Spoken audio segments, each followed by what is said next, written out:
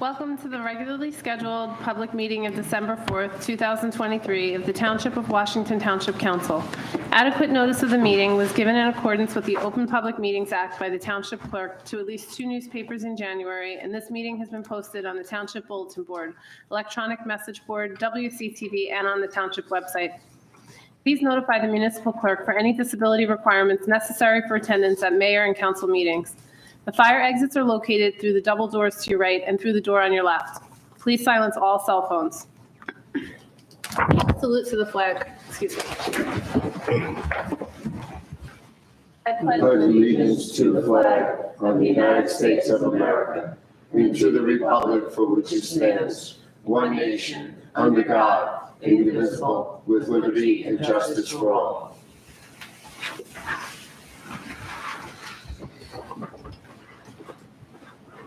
Sue, roll call, please. Councilman Cassio? Here. Councilwoman Feeney? Councilman Sears? Here. Councilwoman Velez? Here. Council President Morgan? Here. Let the record reflect. Is Mr. Paul? Okay. Also in Calamari, Township Administrator DeCarlo, Township and Township Clerk with recognition. Resolution 373. Westwood Regional High School Football Championship. Do you want to do that one, or am I doing that? I could do it. Read it? Okay. Resolution 23-373. What high school team Township Council of the Township of Washington, Bergen County commends rare athletic achievement and gives special honor and commendation to those athletic members who pursue such excellence that they become examples for the New Jersey's youth. And whereas the Westwood High School football team achieved such excellence on November 27, 2023, when they defeated Rumson Fairhaven High School to win the NJS IAA Group 2 state championship at Rutgers University SHI Stadium in Piscataway, New Jersey. And whereas in a game that will be remembered as one of the most exciting state championships in recent history, Westwood Regional High School Cardinals, with an undefeated record, rallied for a dramatic 21-20 overtime win against the Rumson Fairhaven Bulldogs. And whereas in the fourth quarter, the Cardinals, led by linebacker Michael Karsich, created a line in the sand with a tremendous goal line defense that forced a turnover on down. And whereas led by quarterback Robbie Karsich, the Cardinals went on a 99-yard drive, highlighted by several Karsich runs and passes, moving the ball deeper into Bulldogs territory. And whereas with 10 seconds remaining, Westwood faced a 2nd and goal at the Rumson 6-yard line. Karsich took the snap, rolled to his right and fired a touchdown pass to Tommy Bucinich as he made a tremendous play to keep his feet in bounds. And whereas Cardinals kicker Sean Morrison kicked home the extra point that sent the game into overtime, tied at 14-14. And whereas trailing 20-14 in overtime and facing a 3rd and goal from the 14-yard line, Karsich once again connected with Bucinich for a touchdown strike down the middle of the field, tying the game at 20 with a potential game-winning extra point kick pending. And whereas Cardinal kicker Joe Klein scooped up the snap, put down a perfect hold, and Morrison knocked the state championship winning kick through that, led to extreme excitement as Cardinals players and coaches flooded the field, hugging each other while the Westwood fans section ecstatically celebrated. The Cardinals wrapped up a memorable season, undefeated at 13-0, and state sectional and group champions. Be it resolved that the achievements of the Westwood Regional High School football team, of its head coach, Robert Guy, and of its talented coaching staff deserve recognition and have earned a rightful place at the top of their sport for their impressive 2023 season and for the example that they have set for future generations of young athletes in this community. This body honors the Cardinals and wishes them the best of luck in all their future endeavors. Be it further resolved by the Township Council of the Township of Washington, Bergen County, extends to each of the members of the 2023 Westwood Regional High School football team, head coach Robert Guy and his staff, Principal Frank Connolly, and the entire Westwood Regional High School community, our sincerest wishes for their continuing success both on and off the field.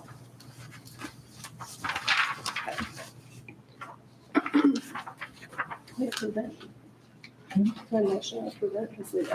No, it's a motion. I have to do a motion and a second, right now. Okay. So can I have a motion? So moved. Second. Sue, roll call. Yes. Sorry about that. Councilman Casio. Yes. Councilman Sears. Yes. Councilwoman Velez. Yes. Council President Morgan. Yes. Thank you. Okay.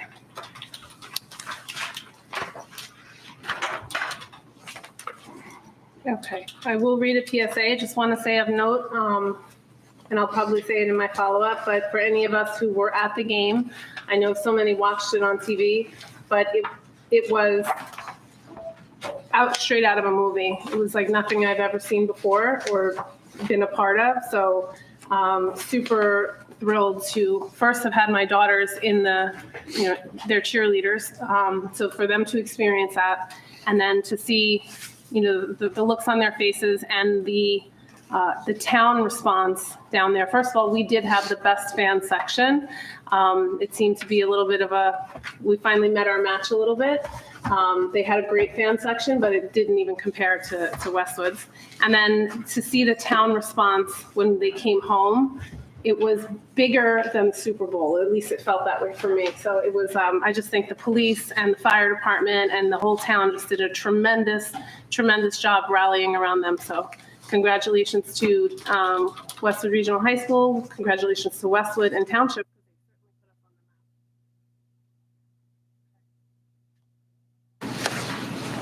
PSA for tonight. New date, our annual tree lighting event will take place on Tuesday, December 5th at 6 p.m. We are pleased to announce the addition of a beautiful newly donated live tree for this year's event. Join your friends and neighbors for an evening of holiday cheer, kids crafts, hot chocolate and donuts, holiday characters, live performances from our local schools, Santa, and some special surprises are all planned. On Sunday, December 10th at 6 p.m., Township residents are invited to witness the lighting of our beautiful menorah, signaling the beginning of Hanukkah's 8-day wintertime festival of lights. All are invited to remain for light refreshments, games, music, crafts, and prizes provided by our co-host, Valley Shabad, following the event. Sorry about that. Attention residents. We have received confirmation that Santa will be making an early visit to the Township of Washington. Santa will be on board Tower 41 as he is escorted through the town with a special guest on 3 nights. December 13th, 14th, and 15th. Check our schedule at www.twipofwashington.us to see which night we'll be visiting your area. Sorry. I'm seeing spots. Hold on.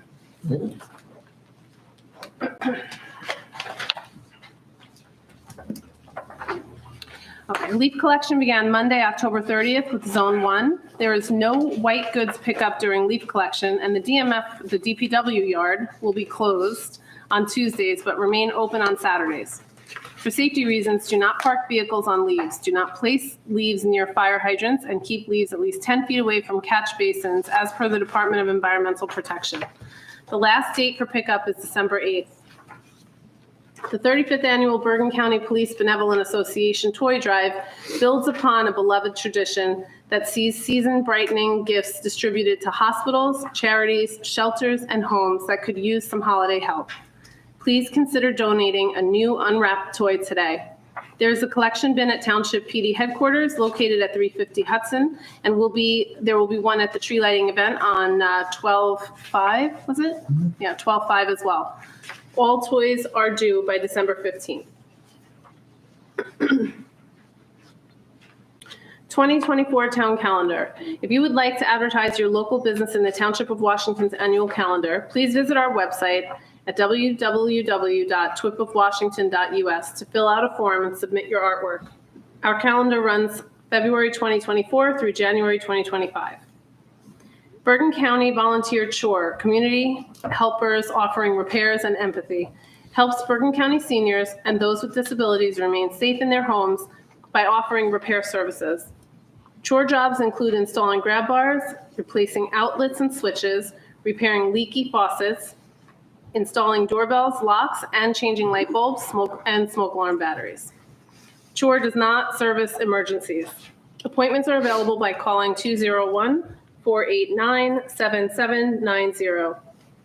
The Township of Washington Ambulance Corps is looking for volunteers. If you can volunteer, please call WTVAC headquarters at 201-664-3784.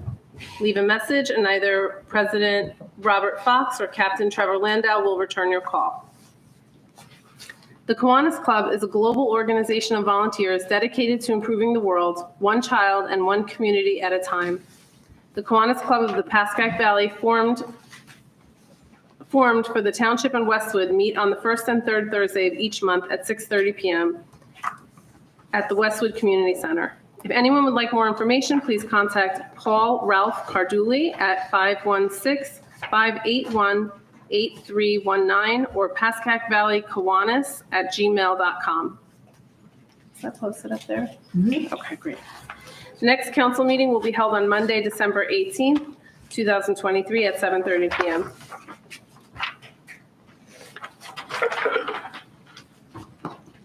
We have a report of the administrator.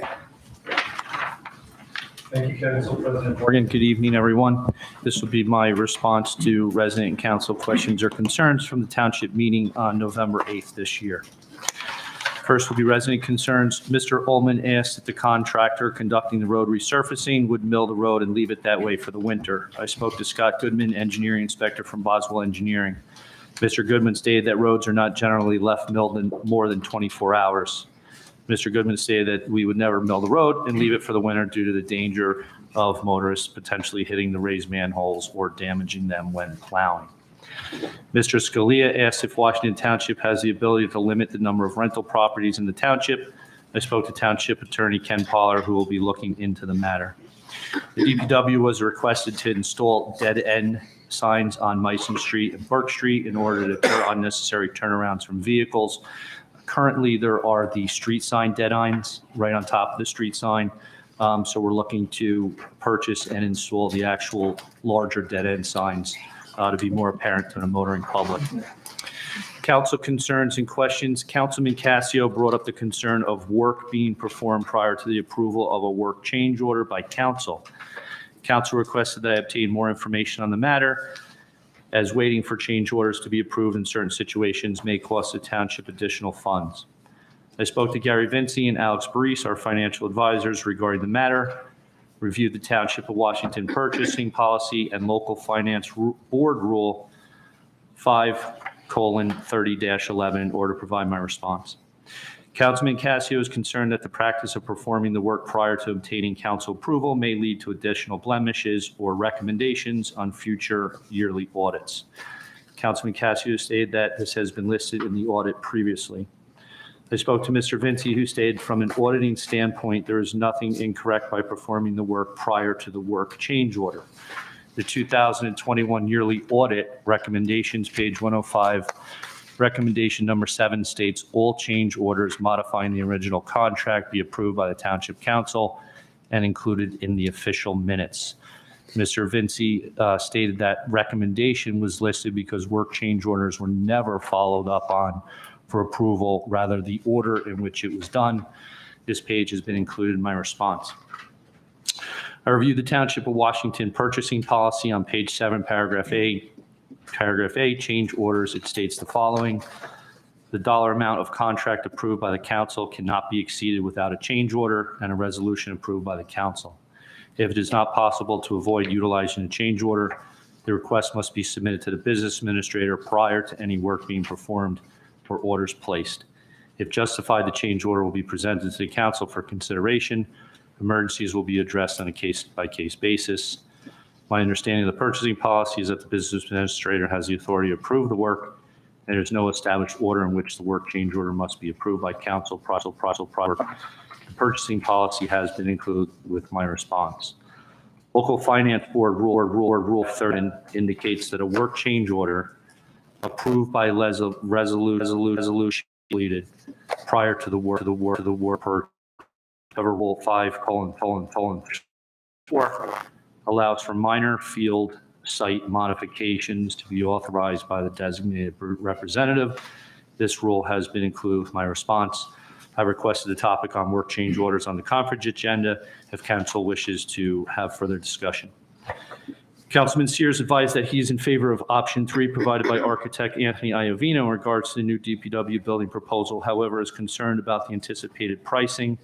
Councilman Sears requested further insight from the architect regarding the pricing. I have included a memorandum that was provided in October, so council may review again. A few updates. The contractor will be mobilizing equipment and hope to begin site clearing at the commuter lot during the week of December 11th. We received 2 grant reimbursements that will assist in canceling from our current grant receivable report that was listed on our 2022 audit. So that is progress.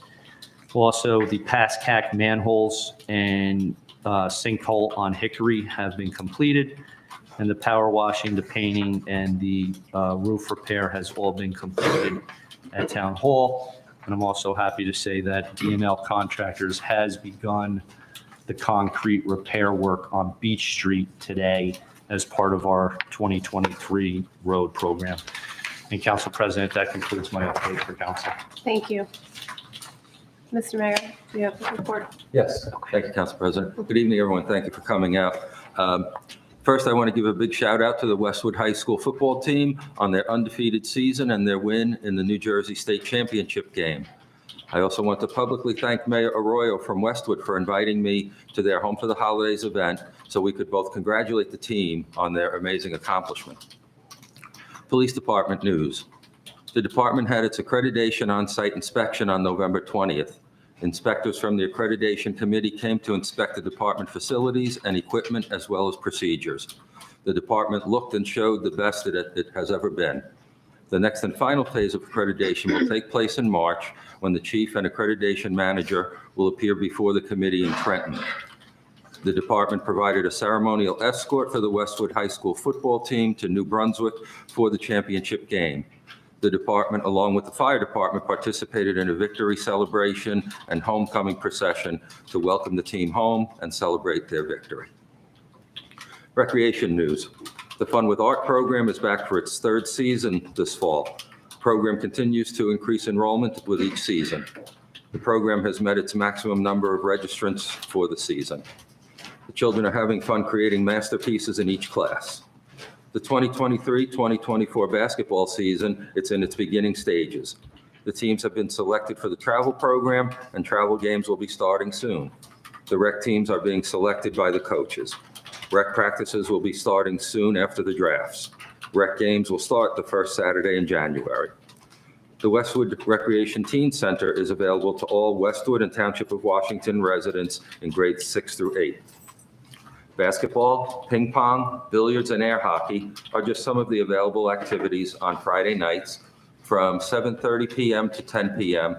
at the Westwood Community Center.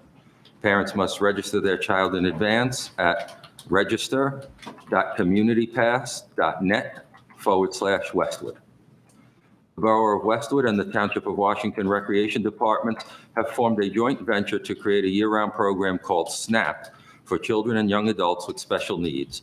The goal is to provide positive recreational and social experience for all of the participants.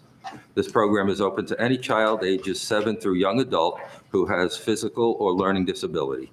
Please visit the town website for more details about this program. Fire Department news. The department responded to multiple fire and CO2 alarms this past month. They were also dispatched twice to Paramus Company 1 for standby while they tended to structure fires. They responded to a vehicle with a ruptured fuel tank. The department trained, with bailout gear. This training was conducted by professional instructors. The department is also currently selling Christmas trees, grave blankets, and wreaths at Memorial Field. The department is also happy to have had its elections and to announce the 2024 Board of Fire Officers. Chief Zach Myros, Deputy Chief Frank Aiello, Battalion Chief Chris Campo, Captain Chris Meyer, First Lieutenant Ty Stutzer, Second Lieutenant Scott Meyer, and Third Lieutenant Kevin Zitko. We congratulate all of the officers. DPW news. The department is performing continued maintenance and painting of the fields for fall basketball and football. Leaf collection is well underway. The DPW has 3 front loader crews working the secondary streets, while a leaf vac is focused on the primary and main county roads. Currently, the loader crews are finishing the second pass of the town and will begin a third pass when that is completed. All residents should put their leaves at the curb as soon as possible. If a resident has compostable bags of leaves, please contact the DPW to arrange a pickup. The department wishes to thank the residents for their patience during the leaf collection season. The restrooms at Memorial and Clark Field have now been winterized and are closed until spring. The next metal and white good collection is scheduled for December 20th. Bocce court. I am happy to report we are asking for council approval tonight on the quote to have the court installed. Library. November was another great month at the library, and they are all so thankful to the families who participated in their annual Thanksgiving pie and cake fundraiser. They sold over 170 treats this year. December provides activities and events headed your way, so please check the library website and newsletter for updates. Stop by their table at tree lighting and tell us about the books you've been reading and get your own take-home s'mores kit. We have 167 residents who have checked out over 250 items so far this year. Are you one of them? Those who check out 250 items, e-content counts, will receive a special edition library VIP challenge coin for 2023. Letters will be sent out in early January to those who meet the goal. Call the library for more details. Miscellaneous. We had 2 poles installed on Pascack Road to hang banners, advertising events going on in town. We have a few things of interest on the consent agenda for the council to approve tonight. The replacement of the elevator in Town Hall, remodeling of playground equipment at both Gardner and Memorial Fields, and drainage work at Memorial Field. Thank you. Thank you, Council President. Thank you. Let the record reflect also in attendance is Councilwoman Feeney. Thank you. Sorry, traffic in the city is insane. Okay. Councilman Casio. Sure. Thank you, Council President. Just a few things to report. I had the privilege of going down to the Five Dimes Brewery in Westwood and listening to the Riverkeeper of Hackensack speak about their programs. Apparently, our brook falls in the Hackensack watershed, and they have some programs we can take advantage of.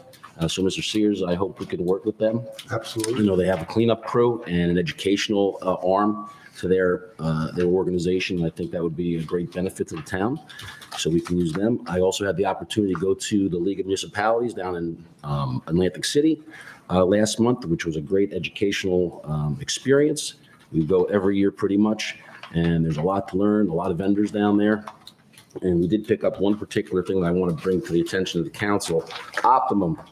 Whether you like Optimum or not, sometimes their service is good, sometimes it's not. In my home, sometimes you lose signal, but they have a connectivity thing for municipalities, which is basically free. So we can use them for using surveillance real time in the township, for police and fire, also for our fields when we're not there. Also, we can get some wireless connectivity for people that can't readily afford it, and also for automation of our traffic signaling. So I thought that was something that we could probably use. I'd like the mayor and the administrator to look into that, That's awesome. since it's a free service that they're offering. And then last but not least, I want to recognize my neighbor, Sean Morrison, for kicking that winning field goal. You know, I seen him grow up from a little tot, but he's grown into a man. I'm very proud of him being my neighbor. So congratulations, Sean, and Westwood Regional Football. And that concludes my report. Thank you. I really like the Optimum idea. I think that's great. Mr. DiCarlo, you'll kind of look into that a little bit more for that, for the surveillance. I love the idea of the fields being, you know, we can see what's going on there when we're not there. Councilwoman Feeney? Yeah, I believe we do have some of those Optimum services already. We do have some, yes. We do have some, yeah. So, okay. I just want to say congratulations to the football team. It's amazing. I think the coverage was also great. I would love if we could reread the resolution for the next meeting and maybe invite them to come since they weren't able to make it tonight. If you could put that on the agenda. When's the next meeting? The 16th? 18th. 18th, yeah. So I'd like to do that and have the football team come. I'm going to reach out to Mrs. Dugan and see if we can coordinate that, if that's good with everybody. Yeah, that's great. Secondary, the Thanksgiving meal delivery was a great success. This year we had plus 50 dinners delivered. I think we had 54 dinners delivered total to residents in town. We also had 30 volunteers who came to the senior center to help deliver. And we had a tremendous outpouring of support and generosity from the residents. And I just want to read the list of the families who donated in town. So the Calamari family, the De Virgilio, Henry, DeMarco, Feeney, Giordano, the Dr. and Mrs. Diorio, the Caputo family, Shembari, O'Sullivan, Ender, Cosado, Ritter, the Santate family, De Tita, Vinagri, Marini, Toomey, Velez Martinez, the Chiralt family, Golden, Swarnick, I'm going to get this wrong, Ostromskaya, apologies, Cummings, Miles, Lacoming, Cooper, Fox, Devanzo, Soberman, Greco, Kenny. The Caputo family again, who lives in town, Takarian, Rydell, Kazigian, Garcia, the Rusty Perino family, Berger, Donalo, Ferrara, Toro, Aarons, Diorio, Dowd, Sardina, Gonzalez, Ekamekajan, Lim, the Salenza family, I believe, Tantillo, Wheel, the Kocher Clatter family, Odell, Sears, and the Tetro family. In addition, there were the group of seniors that donated too, which was the Castino family. So I just want to say thank you so much for your generosity. We are looking to do something again for Christmas, and we will be publishing that. So please look out for the Facebook post, and we'll be publishing the date that we're going to do meal delivery. We might look at something else to deliver, but we're probably going to do meal delivery also. And then Mr. Sears, if you have the veterans, we're going to keep them on the list as always. If you have a family you'd like to nominate, please let me know. My email address is on the website, but I am going to be putting something up on Facebook. So I just want to say again, thank you to all the volunteers. Thank you. Just as a side note, I did get a couple of phone calls asking about the meal delivery, and I wasn't sure because it seemed to be later this year. So I wanted to make sure that they received something. So my family donated to a couple of towns. We just went to Boston Market and got a couple of families some meals. If we could have, if this is going to be ongoing, maybe we should have like a date that we know it's going to come out. Because we've done it for the last 3 years, and so I think people really look forward to it, or maybe even come to depend on it. So this year it seemed like it was later and later. There was no information on it. So in a panic, I just wanted to make sure that these two families It was published the received first week in November on the mom's page. just so on you the know. mom's page, yeah, but not at the seniors. Really don't have a lot of. Some of them don't have, Facebook or there needed to be. From what I was hearing, there wasn't a whole lot of information around it early on, as there normally was. There was no signups or anything. So that's great, and I just want to thank you for your efforts with the meal delivery. This is something that we started doing the first year we were on. Thank you for that. Really, it makes a difference to the town. It makes us feel like a small town. So So that nice small town feel. Just to clarify, it was published on the township page. It was also published on Facebook on a couple of websites, including the Westwood Washington Township website. When was that? It was like the first week in November. And that's usually when we have, and we deliver the same day every year, which is the day before Thanksgiving. Yeah. And then we deliver either it's the Friday before Christmas, or if Christmas is a Friday, we deliver Thursday. If Christmas is a Wednesday, we deliver Tuesday. I guess it was around the time that I kept calling you and texting you and asking you, is it out yet? And you said you weren't ready. You didn't have any information I yet? don't have any text messages from you. Okay. We could talk about it offline. But just to be clear, I don't have any, I do I'll not show you. have. We could talk about it offline. Okay. But just to be Councilwoman clear, it was Velez. published the same time, and actually, we really got a good deal from Schreiber's. Okay. So I do want to actually recognize them also. So if you could support Schreiber's and Orono, that'd be great, because they give us a really big discount on the meals. Okay, Councilwoman Velez. I'm sorry, usually Councilman Sears goes before me.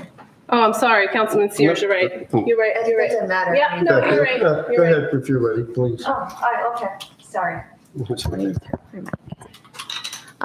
Okay, so as everybody, well, Councilman Feeney and Council President Morgan said, congratulations to our Westwood High School football program. It's really exciting. I was watching when I could. I had parents' night that evening at my job, so unfortunately I wasn't able to make it. But I heard it was a great game, not just from adult kids really enjoyed it. So congratulations to the entire team, the coaching staff, and all the fans that were able to make it out. Sorry. As Cassio also said, I was at the Leagues of Municipalities. That's really a great event for the council people, all the leaders in New Jersey. Very informative. This is my second year. I appreciate, what goes into making that happen. Ms. Witkowski, thank you for helping us see that through as well. Sorry, I'm a little off beat here. I usually go third. Let's see. The delivery of the holidays meals for our seniors. Thank you, Councilwoman Feeney, for putting that together. My daughter and I have delivered almost every single year, I think, and it's a great experience to share that with her. This year, I was able to bring my youngest one, now that she kind of gets the volunteering behind it, so thank you. And there were so many people this year. Usually, I'm ready to go to a whole bunch of different stops, but this year, I just had 2 stop. So thank you to the volunteers for showing up and, making it easier for everybody. Let's see. Sorry for so many things. The Township Tree, if you haven't seen it this past weekend at Vanson Park, I want to thank Andrea Vecchione and Girl Scout Troop 98195 for decorating the township tree at Vanson's Winter Wonderland. They did a tremendous job. You could see on our social media pages as well as the county page, our trees up there. There's ice skating going on, a lot of activities. This Saturday, they lucked out. They had good weather, and they were able to, to celebrate all the municipalities in town, all the trees there. So thank you again to that Girl Scout troop for putting in the time and effort it takes to represent Township. They did a tremendous job. If you haven't seen it, I recommend it. They came up with a really nice theme. The holiday wreath ceremony. Thank you to Chief Skinner and Captain Calamari for inviting me to join them once again this year. Alongside Councilman Sears, we went to the Paramus Veterans Home as a part of their holiday wreath ceremony for our heroes. This is the second year that they do it, so it's a great. It's just great to be a part of it and see the veterans. Last year, unfortunately, it was outdoors and it was too cold for the veterans to join us, but this year it was indoors, and it was nice to see the veterans enjoy that ceremony and being honored during the holidays. So thank you again for the invitation. And then we were able to bring back our town wreath and place it in front of Town Hall. So if you haven't seen it, it's out there. Let's see. Unfortunately, our tree lighting event, which was scheduled for Friday, this past Friday, it was a washout. So a big thank you to the committee for really, it's never easy to decide if you're going to move forward with an event or reschedule. So it's one of those hard decisions. And I think we made the right call by moving it. Unfortunately, due to a lot of scheduling with vendors and our inflatables and volunteers, Tuesday was the best date. As we get further into December, there are a lot of commitments out there. So Tuesday, I welcome you tomorrow to join us at 6 p.m. As Council President said in her PSA, we are going to be having, inflatables, the emergency services, police, fire, ambulance are there sharing, their their goodies, and they've got some, delicious treats for us. We will have inflatables, and I'm happy to report that we will have some pony rides. So if you are around, I welcome you to join us at the tree lighting ceremony at 6 p.m. tomorrow night. And a big thank you to Amoroso Tree Service for donating our holiday tree this year. So thank you so much for your generosity.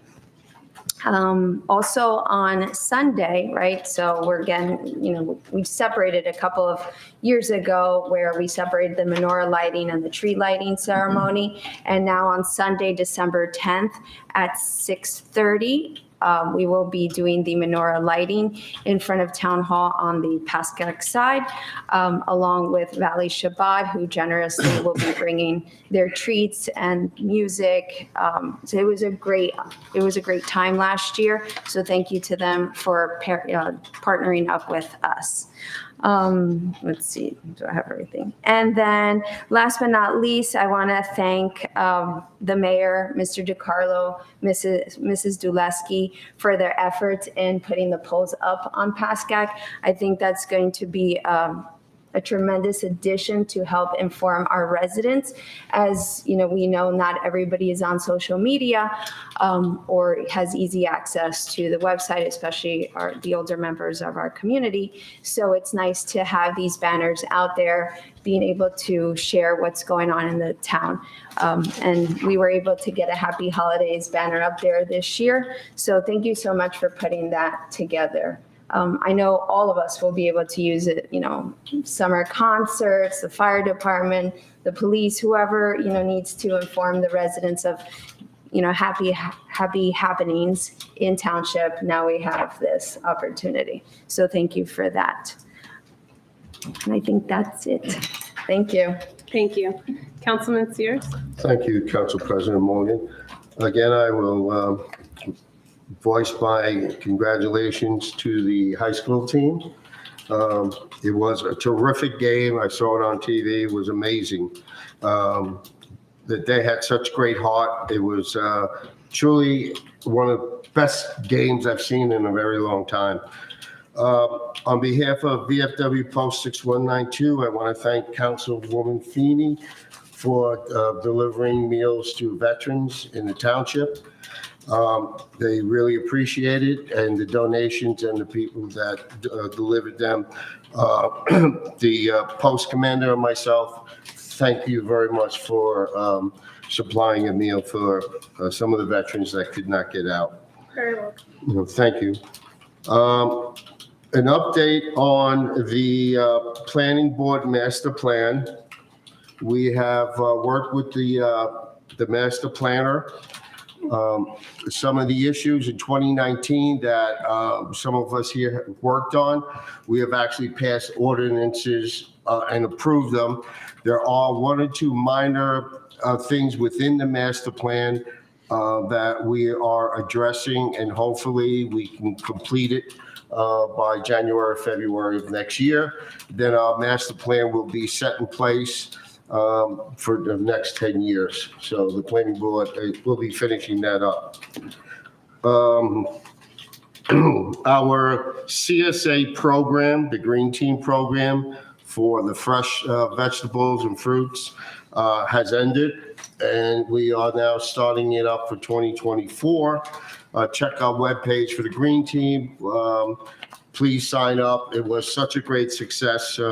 We had over 38 families that joined us, and every Tuesday they got a box of fresh vegetables or fruits that were in season at that time, and it was at the library, and we're doing it again at the library. So thanks everybody at the library for assisting us. Again, I was down with Miss Councilwoman Velez at the Veterans Home in Paramus Sunday. Really emotional to see them brought out in wheelchairs, and the kids were singing them songs. Cub Scout Pack 228, I believe, is going to come up with some presents for them. It was for what they went through during COVID. there was about 30. I think that one time there was over 100 in there, but we all know what the situation happened during that.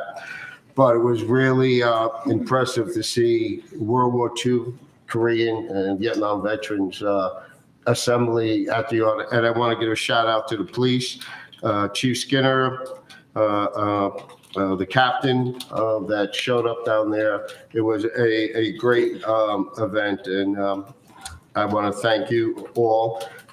Also, the Green Team has put out a letter, a mailing letter. I hope everybody received it, or they will receive it in the next week. It's an update on what the Green Team and the citizens of this township has accomplished in the last 2 years. It's amazing what they have done.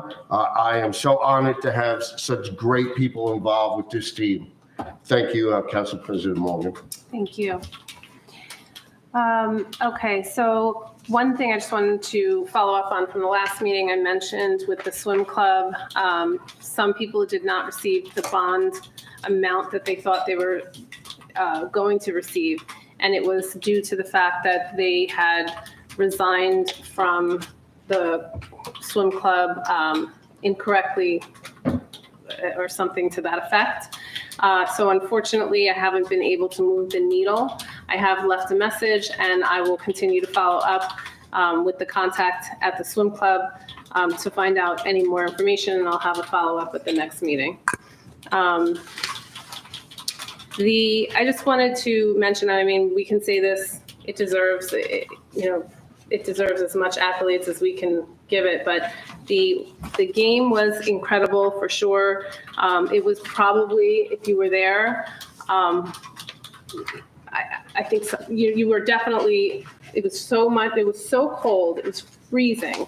I think the cheerleaders are often overlooked in times like this, and I mean this because the boys went in, and I love it. They went in, they got riled up again at halftime, and then they came back out. But the cheerleaders never left the field. They were there the entire time. So they were absolutely freezing. The bands never left the field. So there was so much support.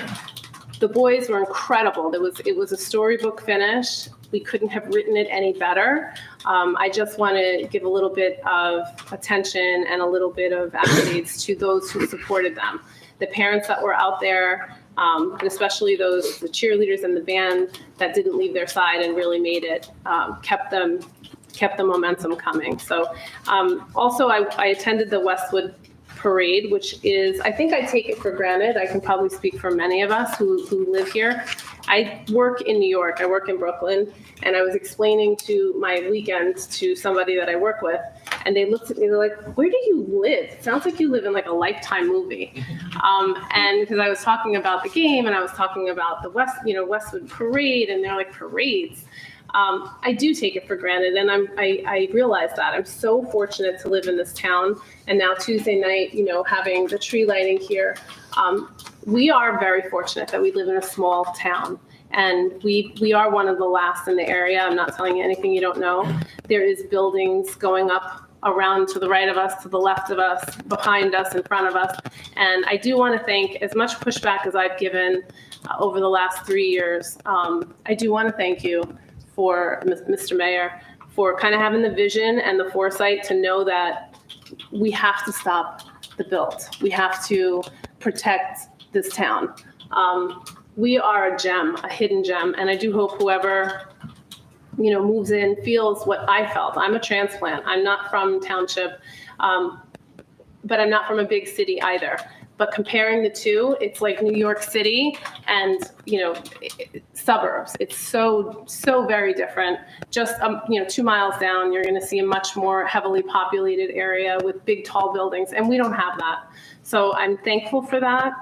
This is the best time of year for our town because you really get to see, you really get that feeling of that storybook feeling, the Christmas time, the lights, the sense of community. So I'm hopeful that that continues while we step down and step away from the dais, that those who come up behind us keep that same motivation to keep the town, this small town feel. And with that is all I have.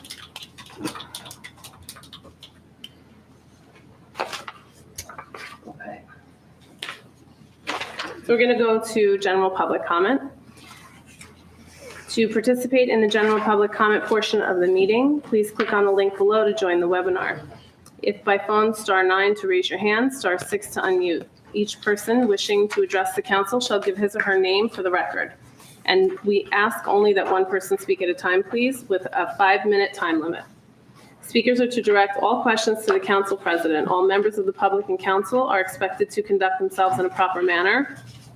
Any derogatory, abusive, or threatening statement will not be permitted, and the council president will immediately rule such conduct out of order and terminate any further comments. Motion to open. So moved. Second. All in favor? Aye. Okay, first, is there anybody online? I can't see. No, I mean, there are people, but nobody has a hand up. Okay, is there anybody that would like to come up? No? Okay. Hi, Emily Kratzer here. I just wanted to follow up. In one of the previous meetings, Mr. Mayor, I believe you were planning to meet with someone at the district, school district about sidewalks. Did that meeting occur? And was there a result? I'm sorry. Yes, the meeting took place last Thursday. Topic of sidewalks was not brought up. It was more a traffic study that, you know, we're both looking at. So ideas were spoken about, perhaps changing the direction of traffic on School Street, as was done in Westwood by Berkeley School some years ago. So the police are working with the school people and the police in Westwood to evaluate how that went and see if it's feasible for here. Nothing was brought up about sidewalks at this time. Okay, all right. I appreciate hearing back on that. Sure, Thank you. thank you. Yeah. Out of curiosity, we have paid a copyright fee, somebody's copyright was infringed. I'm really curious to know who the photographer was and who the photo was of. I don't remember. Ken, are we allowed to discuss this? You're You're on muted. mute, Mr. Fowler. We settled You're on it. mute. Talk about it. We settled it. Yeah, but there may be. Still on mute. Okay, sorry. All right. His last name was Sadowski, but the clerk could give you the information tomorrow or the next day. But that's the name of the plaintiff. I forgot his first name, but his last name was Sadowski. But can we say who the photo was of? Yes. Yeah, okay. It was of Vito Traus. Oh, okay. Thank you. Thank you for the update. The kind of sort of to follow up on what Councilwoman Morgan has said, I'd like to point out that we've made some really, in my opinion, wise investments for the future in the town. It may cost us now, but, you know, penny wise, pound foolish got us to a place where we haven't spent the money we should have over the years. My family moved here in 1984, and the mantra from the town council and the mayor was, don't spend money. And then the next mayor who came along, I think that mayor was really talented at squeezing blood out of turnips. So none of us spent any money. And now it's come to our attention that we should have been investing in this all along. We could have saved money by making purchases in the previous years, but here we are. And I really am glad that we're at this point. That was basically what I wanted to say. Thank you all. And thank you for those of you who will be not on the council anymore. My years as a reporter, I know what goes into serving on councils, and thank you. Thank you. Council President, can I just make another quick remark based on your comment and Emily's comment? I'm happy to say that with the open space grants, we also paid very minimal out of pocket from township funds. So I'm happy that our grant writer's been active in seeking out these grants and giving us a handicap ahead of time, whether he feels we would get the grant money or not. So he's been very instrumental in this also to keep the taxpayer money at least township taxpayer money to a minimum. I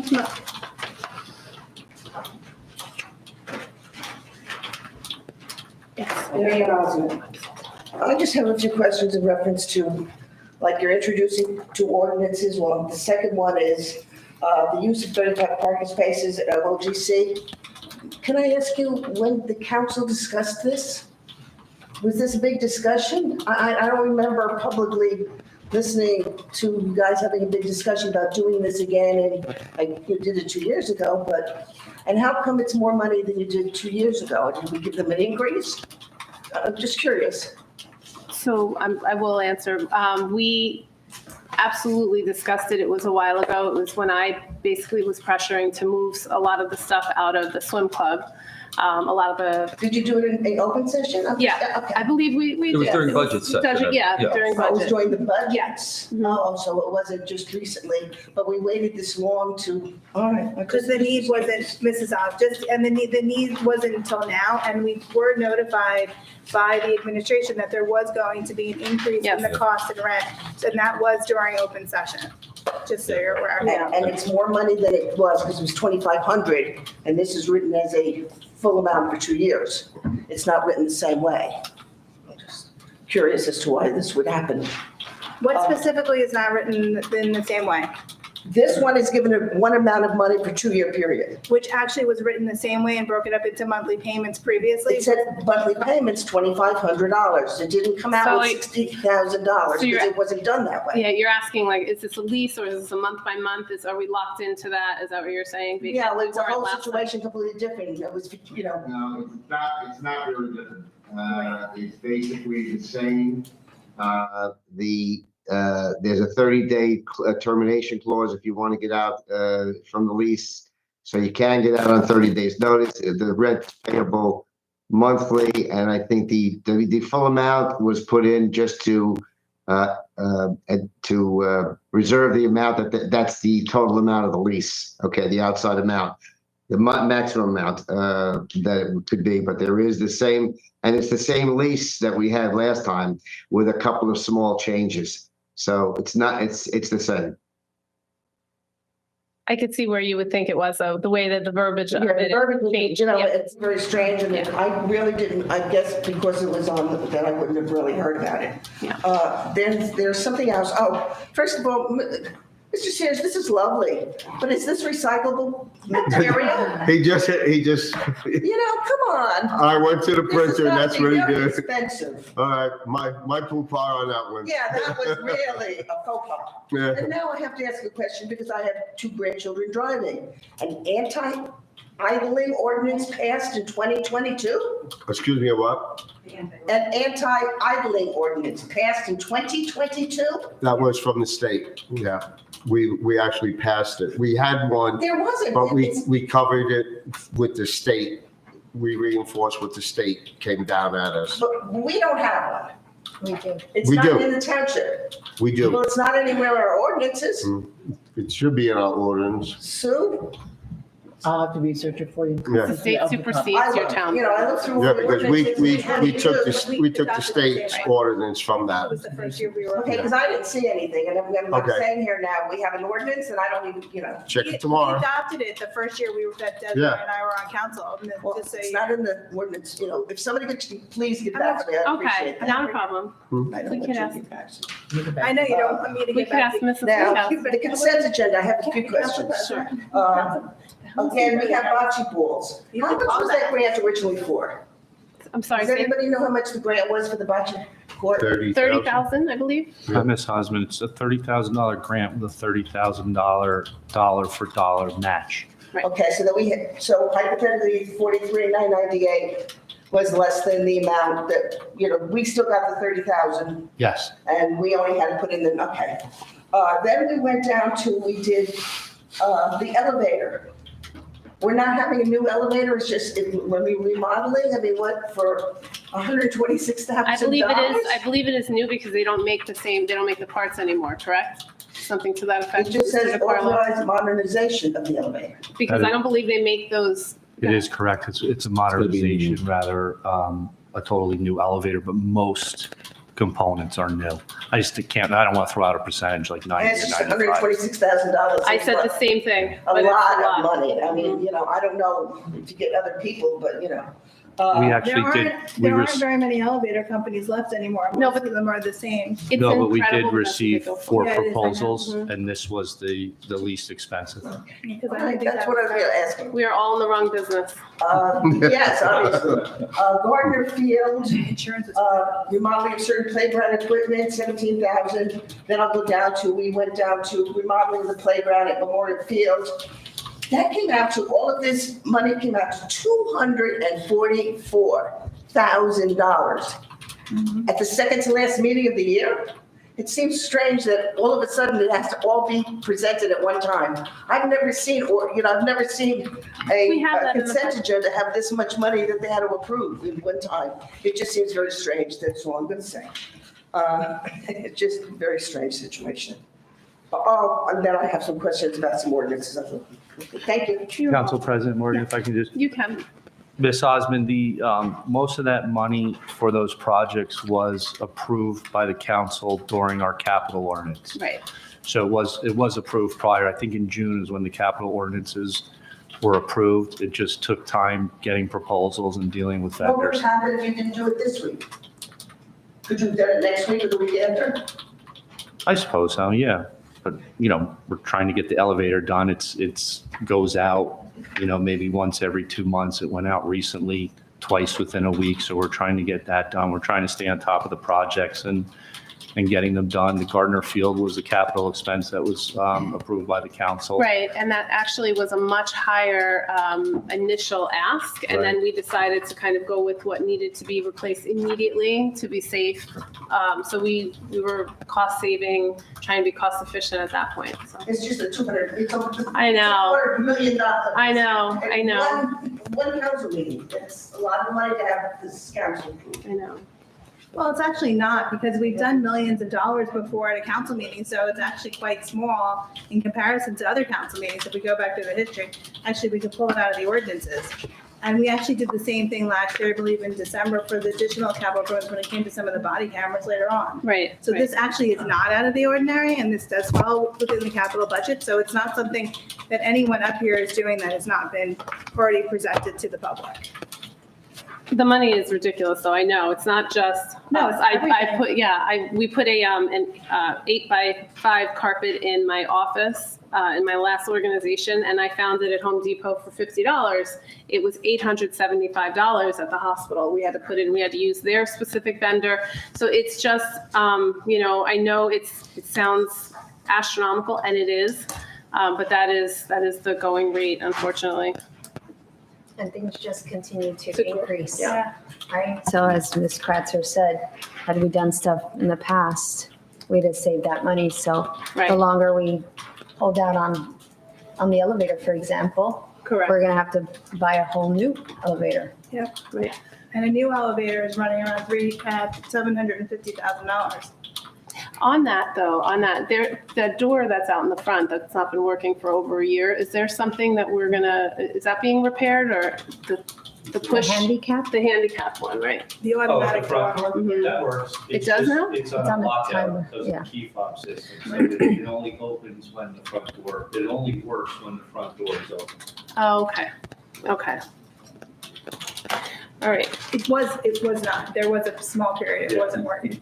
okay, It wasn't not, it's fixed now. okay. You're right. I'll do that. Is there anyone else that would like to come up? Good evening, everyone. Michael DeSena, 347 Beach Street. Okay. Good evening, Mr. Morgan. I see the DPW building is on the administration's conference agenda for tonight. I just hope that we put a pause on this while the new council comes in, that we have time to digest it. I don't want to be spending money that, I have some serious concerns about putting a second floor on a DPW building and having council meetings above it and court above it. It is supposed to be a state-of-the-art functioning DPW yard with trucks and debris and pickups going on. And, during emergencies, if we have council meetings, you have DPW trucks could be idling underneath us. You have to walk through. I don't know if anybody's walked out there. Mr. DiCarlo saw the remnants of parts of the DPW yard from one of the workers coming up and getting an agenda. So it needs to be studied a little bit more, I think. I think it's not the greatest idea, it's not the worst idea. But I think there's got to be a lot more research put into this before we pull and spend another $8 million on the second floor for the DPW building to put the council chambers up there and the courtroom up there, because it's not the right fit. So I just hope we pause a little bit and have a little time to digest this. Thank you, everyone. Thank you.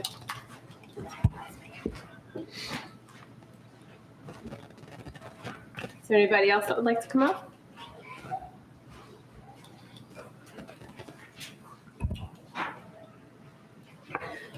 Is there heat in this building? Yeah. Who, you cold? I'm so cold. My nose is cold. I don't feel it anymore. Cold here. Cold. Michael Ullman, 2 Clark Avenue. The ordinance 2318 for the good counsel parking, I guess when are we anticipating breaking ground on the new DPW? I'm going to defer to Mr. DiCarlo for that, or Mr. Mayor. I don't have that answer. We don't have a date yet based on where we are so far. So if that's the case, how does this contract work where we have a commencement date of December 1st, 2023? So we start paying next month? Next month. So I would just question, why are we paying when we don't? Need it? Yeah. Well, yeah, I mean, we don't have a plan, we don't have a plan an approved plan, we don't have a date to put shovel into ground. So it just seems premature maybe to commit to that kind of expense. So that would be my observation.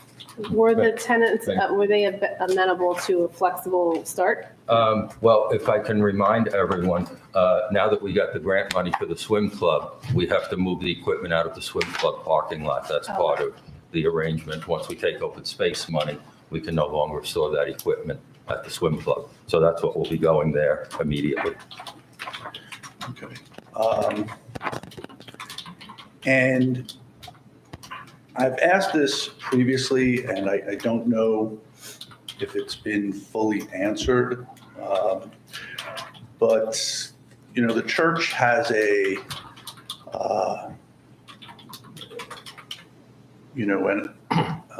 I guess a mission, a religious mission, which I appreciate. They don't run a parking garage. So my question is, are these payments taxable, or does it impact their exemption status? And should they be paying property tax where monies are being received for a function that's really not part of their mission? And I'm not sure if it's part of their exemption. So I don't know if that's been discussed or reviewed with the tax assessor, or we can get money back, or if these So are net almost payments. penalize them for helping us? I don't know. What do you think? I mean, yes, I can. The last time the lease was done, the assessor looked at it and deemed it was appropriate based on the forms they fill out and submit to her. Okay. They have to report it on their income tax also as revenue. Even if they are a church, it does get reported on their income tax returns.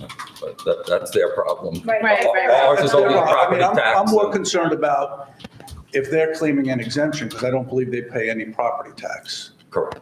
So if they're running a facility that's a for-profit sort of entity, should that be, Property tax doesn't work that way in the state with classifications of use. excuse me? The state of New Jersey classifications of use for property doesn't work that way. If it's classified that way, it's classified that way. Somebody would have to take them to court and have them declassified. Okay, well, maybe we should consider that. We have an attorney on staff. Well, why would we consider declassifying them if they're giving us a I would stop it right here because, again, they filed the proper thing with the assessor each year or 2 years, and past that, it's not our concern. Right. And if the state allows it, I think, it sits with them also. Ordinance 2317, the removal and replacement. Is this in addition to, or is this further clarifying? Don't we have a ordinance on file for this? It's clarification of some of the first edition of this ordinance. We had a clarification on the fees and the penalties. And I thank Mr. Pollak for getting involved with these things. It also shines ownership on the contractors too, if they deliberately take trees down without proper procedure. It's an update, everything's in place. Councilman Sears, do you mind if I just elaborate on that? Yes, please do. This revision to the ordinance was actually required as part of our stormwater management system through New Jersey DEP. So they actually provided us with a sample ordinance that was just approved for them. And I worked with Mr. Pollard to revise our existing ordinance to correspond with the sample ordinance provided by New Jersey DEP. So can I just ask, and maybe it's splitting hairs, but this seems almost like a complete ordinance. Is this a rewrite? Are we deleting the prior and putting this in its entirety? Because it seems fairly comprehensive. Probably a merging of both, I would. It's merging. Yeah. It's merging? Yeah. Okay. And lastly, for the purchase of the 450 PASCAC, as well as the grant that we're receiving, I'm sorry, I'll separate the two. For the 450 PASCAC, do we know what the impact of that will be to the taxpayer in terms of increase, either as temporary notes or what the projection would be for permanent funding? I think we went over that the last time, didn't we? I know, I don't have my notes. Yeah, I don't either. I thought it was 6. Please don't hold me. I do not bring my notebook with those numbers in it. I thought it was $6, but I can email you. I did have the calculation. I'm sorry, I just don't have my notebook with me. Was it discussed last It meeting? was, but it was discussed more than just one meeting, and I Right. can't remember. Right. I think it was last meeting, and it was discussed a couple meetings ago too, but I'm very sorry, I don't have my notebook with me. That's all right. It's a lot to carry. I usually have it, that's why I left it, so. Thank you. And I believe it was is that $6 over for 1 year or for 20 years? It was whatever the term of the note was gonna be for the single increase. Okay. No, I guess notes are typically 1 year, so it would be $6 for a year? Yeah, unless we bonded it out, that's what which is gonna be the one increase. Okay. And lastly, the 438 that we received for Ridgewood Boulevard North. How does that make its way into the, current account, or is it going to a capital fund? Yeah, Mr. Which one? Carlo it goes I'm into sorry. Is it going into the current account or capital fund? capital. And are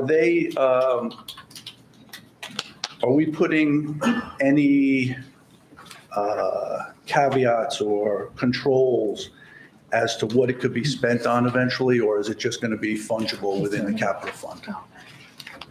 Are we earmarking it?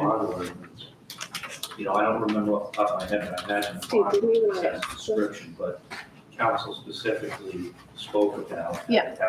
Council meeting that it's for the purpose of that. I believe Councilman Casio and I Yeah. specifically made reference that was what it was going to be used for and nothing more, and that's what we were agreeing to. Okay. Thank you very much. Do you remember? Yeah, that's right.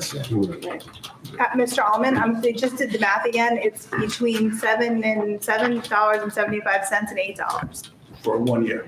No, it would be over 25 years. Per year. Per year, yes, per year, yes, but for the note, term of 25 years, yeah. Thank you very much. Yeah. Is there anyone else that would like to come up? Okay. Nobody's coming up? Are you on the phone? Uh-huh. Yep, I'm ready. Hello? What's the name? Let me see. Hello, are you there? Hello, this is William Ferrara. Can you hear me? Yes. Hi, Mr. Ferrara. Hi. I just wanted a few things. First of all, I'd like to thank Mrs. Feeney and Mrs. Morgan for their service. You'll be very happy to get more time with your family. I Thank think, you. and I wanted to bring up something else. I went through the resolution that's being passed about the football championship, which was a great thing. And I did not see in that whole resolution the word congratulations. So can somebody proofread it and check me? I think the word congratulations should be in there. I mean, it goes all around the mulberry bush, but it doesn't hit congratulations. So, and I wanted to bring up, with respect to the bocce ball court, I see it reading the ordinance or the resolution. I see now we're going to have 2 bocce ball courts. Is that going to be at Martini Park? Yes. Do you know? Yes, absolutely. Yes, they are. Yeah. Yeah. Well, you've got Memorial Tree, the former mayor there. You've got benches there. You've got walking paths there, and it's not that big a park. And the other thing I'm concerned about is that you've got head-in parking for about 5 cars, I think. It's about the parking situation that may develop, especially with 2 bocce ball courts. I just think you might want to look and see if that's the best place for it. My thought would be to possibly put it over at the revised, renovated swim club. But, you can look at that. The other thing I wanted to ask about, do you know what you're going to do with the property at 450 Pascack Road? No. Currently, No? open space currently, right? Yeah. When we went to the Open Space Commission for their hearing on it and our presentation, we said we would probably just put a walking trail in there. Mm-hmm. Yeah, I think that actually goes back. If you go back to the late Councilman Cummings, that was what his suggestion was, because that's when this thing was first proposed. And I think that's a good idea, to leave the trees and have a walking trail. Absolutely. The other thing I wanted to ask about was at the swim club property, you have the $433,000, and I believe you also had a $51,000 grant that you received that was received earlier, also for the swim club. Is that the total amount that's going to be available for renovating the swim club? The grant writer is always looking for grants, and as far as recreational uses go. So I can only say right now, that's what we've received in grant money. But as it unfolds, he continues to look for money, and we'll apply wherever we think we have a shot. Okay, that's it. Thanks very much. That's it. Thank you. Have a good night. Here. Yes. Mr. Udina? Mr. Udina, are you on the phone? Hello? One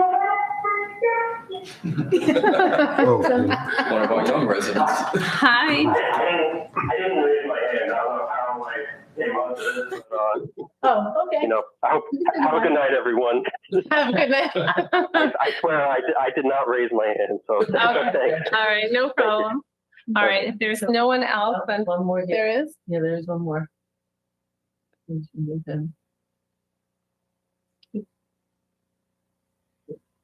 Yeah, but the two of them are. Isn't that the same one from? Hello? Hello? Yes, hello. Hi.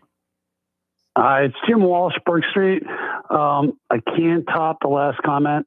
But real quick, the bocce court, I'm all in favor of bocce courts. I just wanted to give you guys a heads up.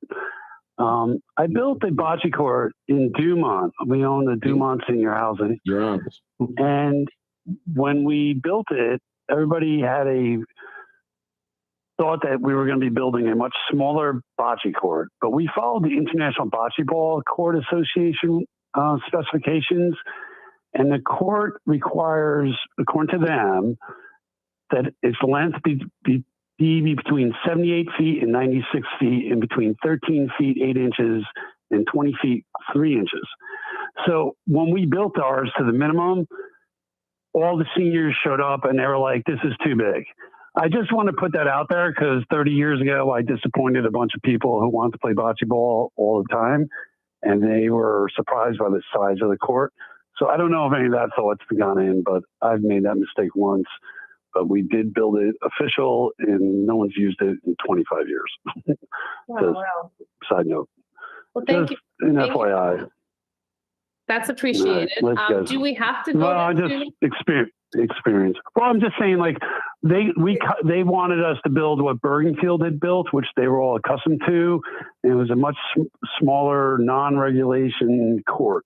When we built it to the spec, what's acceptable, the seniors showed up and the court was huge and whatever. So I'm just offering 2 cents. I think it's a great idea. I'm just letting you guys know I made a mistake years ago and disappointed people, and it's not been used in 25 years.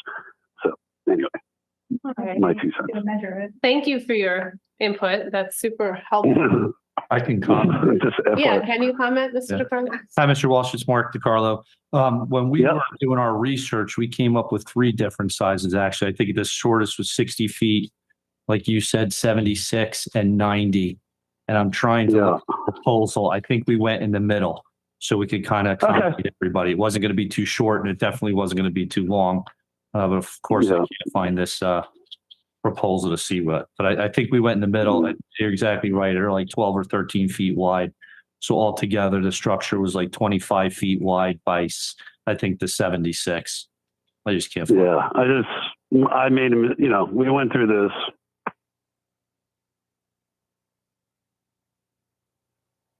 Oh, I think we lost. Yes. Are you still on? Yeah, you're right. Yeah, I'm still here. Oh, okay. I'm still here. That's where we did go. We did go. Yeah, okay. No, I'm just, I did this a long time ago, and it was the first time I was a young guy building this thing, and everybody looked at me like I built it wrong, but we followed the specs, and, but it's whatever. It doesn't get used as much. Anyway, thank you for your time. That's all. I haven't heard bocce ball courts construction in a long time, and I want to give you my experience. Appreciate that. Yeah, thank you very much. It's definitely helpful. Okay. Mr. DeCarlo. Thank you. Thank you.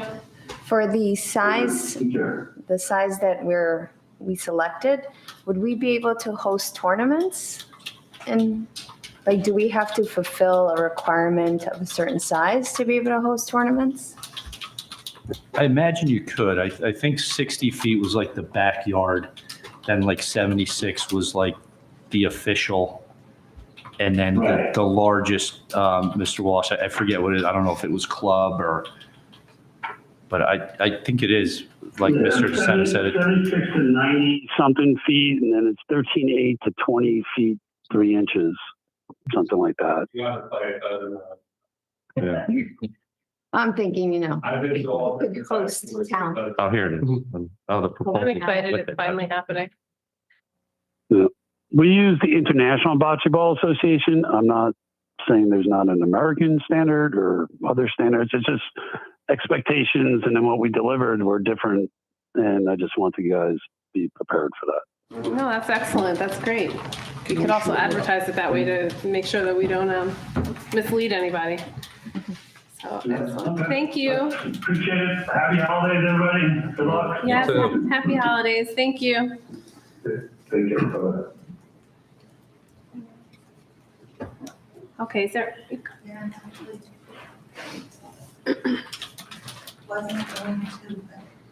Good evening, Diane Grimaldi.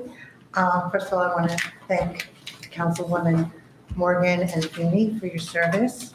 I want to thank you also for acknowledging the newly formed Kiwanis Club of Pascack Valley. It's a very worthwhile and charitable organization and open to all residents of Pascack Valley.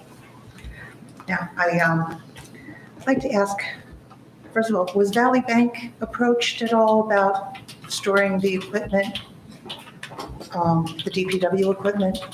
They've got such a large parking lot in the back.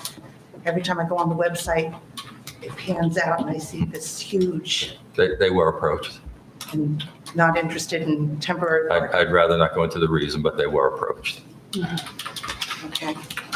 Second of all, this is going to be pretty unpopular, but about 450 Pascack Road, instead of open space, which I believe in open space, I wish Viviano's property was going to be open space, but it seems like with our parking situation in Town Hall, the big asks of the police for space, and the ridiculous idea of putting a courtroom on the second floor of a DPW, I think that's just absurd. Would there ever be a consideration for putting a police station, a police department on 450 Pascack Road? I think that was probably floated around. That was actually brought to light Right. during, I want to say it's the same time as DPW for Charlie Brown. Yeah, when we were reviewing all the different locations in Yeah. town, it was brought up. We discussed it at length and we determined it wasn't wide enough. Yeah, wide enough, Well, and it was- because of the contour You of the guys were land. so afraid that there was going to be high-density housing and 35 houses. It seems like, you know, it was enough for that, but not enough for a police department? No, well, the high density housing had nothing to do with us. I mean, so that's not. No, but that was all of a sudden the knee-jerk reaction to, we gotta buy it now. I think it had to do with the drainage, the grade, and I think we were also looking to buy the lot on the corner, which had to be either in order to make it accessible for the police department, That's right. right? Sorry. We talked about buying the lot on the corner, right, Mr. Sears? Yes. In order to make it accessible and not such a, there was talk right. from the engineer and about the design of what the land would look like with the police department on it, about the entrance and exit. So the egress would not be a good situation with the incline there. And that was what was recommended from the engineering department. And then we were looking at to buy that piece of property, if you're looking at it to the left, in order to make a better entrance and exit there. And then that didn't happen, and I believe that was abandoned, that idea, because of what was determined from the engineers. There is a small piece of property that the township owns on Ridgewood Boulevard. With the house we were looking to buy. The actual house on the corner. But there is a piece of property that's. Yeah, there's a sliver behind that house. Behind that, yeah, but that wasn't big enough either. So when we actually did explore that a lot. Yeah, and plus, if I may, Council President, the cost difference to put up a standalone police building, as we saw when we looked at it at the Charlie Brown's property, far exceeds what we can do with renovating this space. Understood, and I don't mean for a new police station to appear in a year or 2 years' time. You know, things can be done, Band-Aids that we've all lived with for years and years can continue to be done while we pay for other projects, knowing that down the line, we have a plan in place. That's all I'm saying. Just, like I said, making this seems like we're just building this little space up more and more and more, and we're complaining about parking, we're complaining about not having space. Something's got to give. So that's just my 2 cents. And I think everybody else pretty much touched upon everything. Have the dates been approved yet for the council meetings in 2024? No, probably at the first of. Usually do it at the first meeting, the reorg. The reorg usually done. The reorg meeting. New council, Diane. Okay. We usually do it the first meeting of the new year. Okay. Very good. But we have a reorg date? I know. That will be on the agenda conference for discussion. I think she's also got to wait for the other groups too who use this room too. That's been the past practice.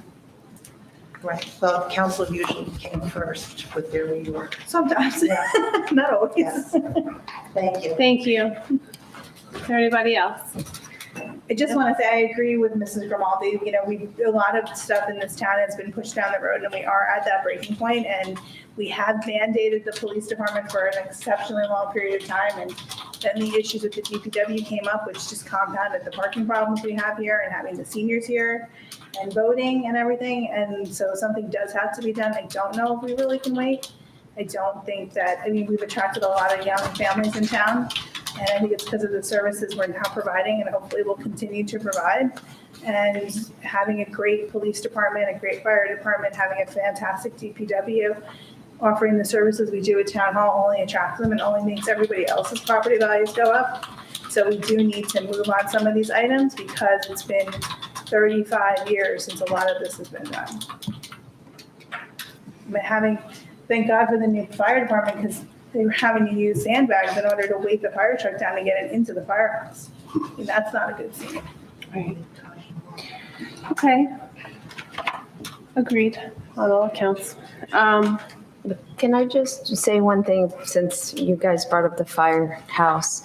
I mean, I think it looks absolutely fantastic, and I just want to commend the fire and ambulance for putting up the lights in honor of our football team. So we missed that all of us missed that in the opening. So just want to recognize them for their efforts, and they did a great job decorating. It looks great out there. So I thank the council for moving the township forward by creating this opportunity for our fire to have a new building. So thank you to everybody.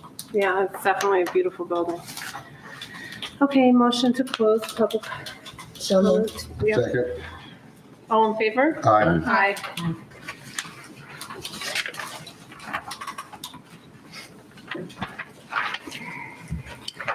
We're going to move on to ordinances, adoption, second reading, ordinance number 23-14, an ordinance establishing maximum fees for participants in recreation programs.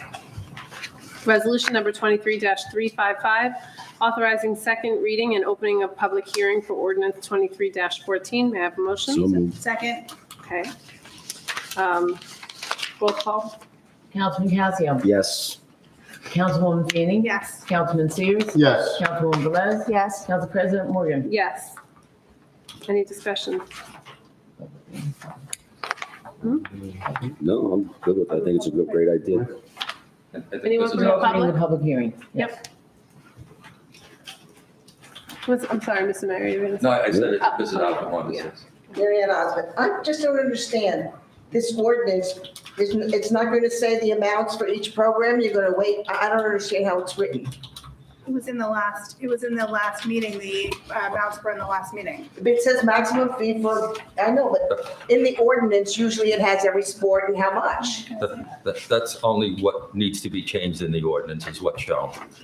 All the fees will be part of it, but this is only, The fees will be part of it, Yeah, okay? This is correct. just one little, all right. Correct. It just didn't make no sense just like this. I'm going, where is what fee? All right, no problem, thank you. Thank you. Any other discussion?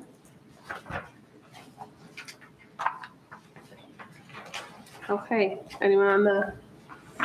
Okay. Motion to close public hearing for ordinance 23-14. Second.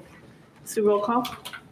Councilman Casio. Yes. Councilwoman Feeney. Yes. Councilman Sears. Yes. Councilwoman Velez. Yes. Council President Morgan. Yes. Motion to adopt ordinance number 23-14 at second reading by title. So moved. Second. Roll call, Sue, please.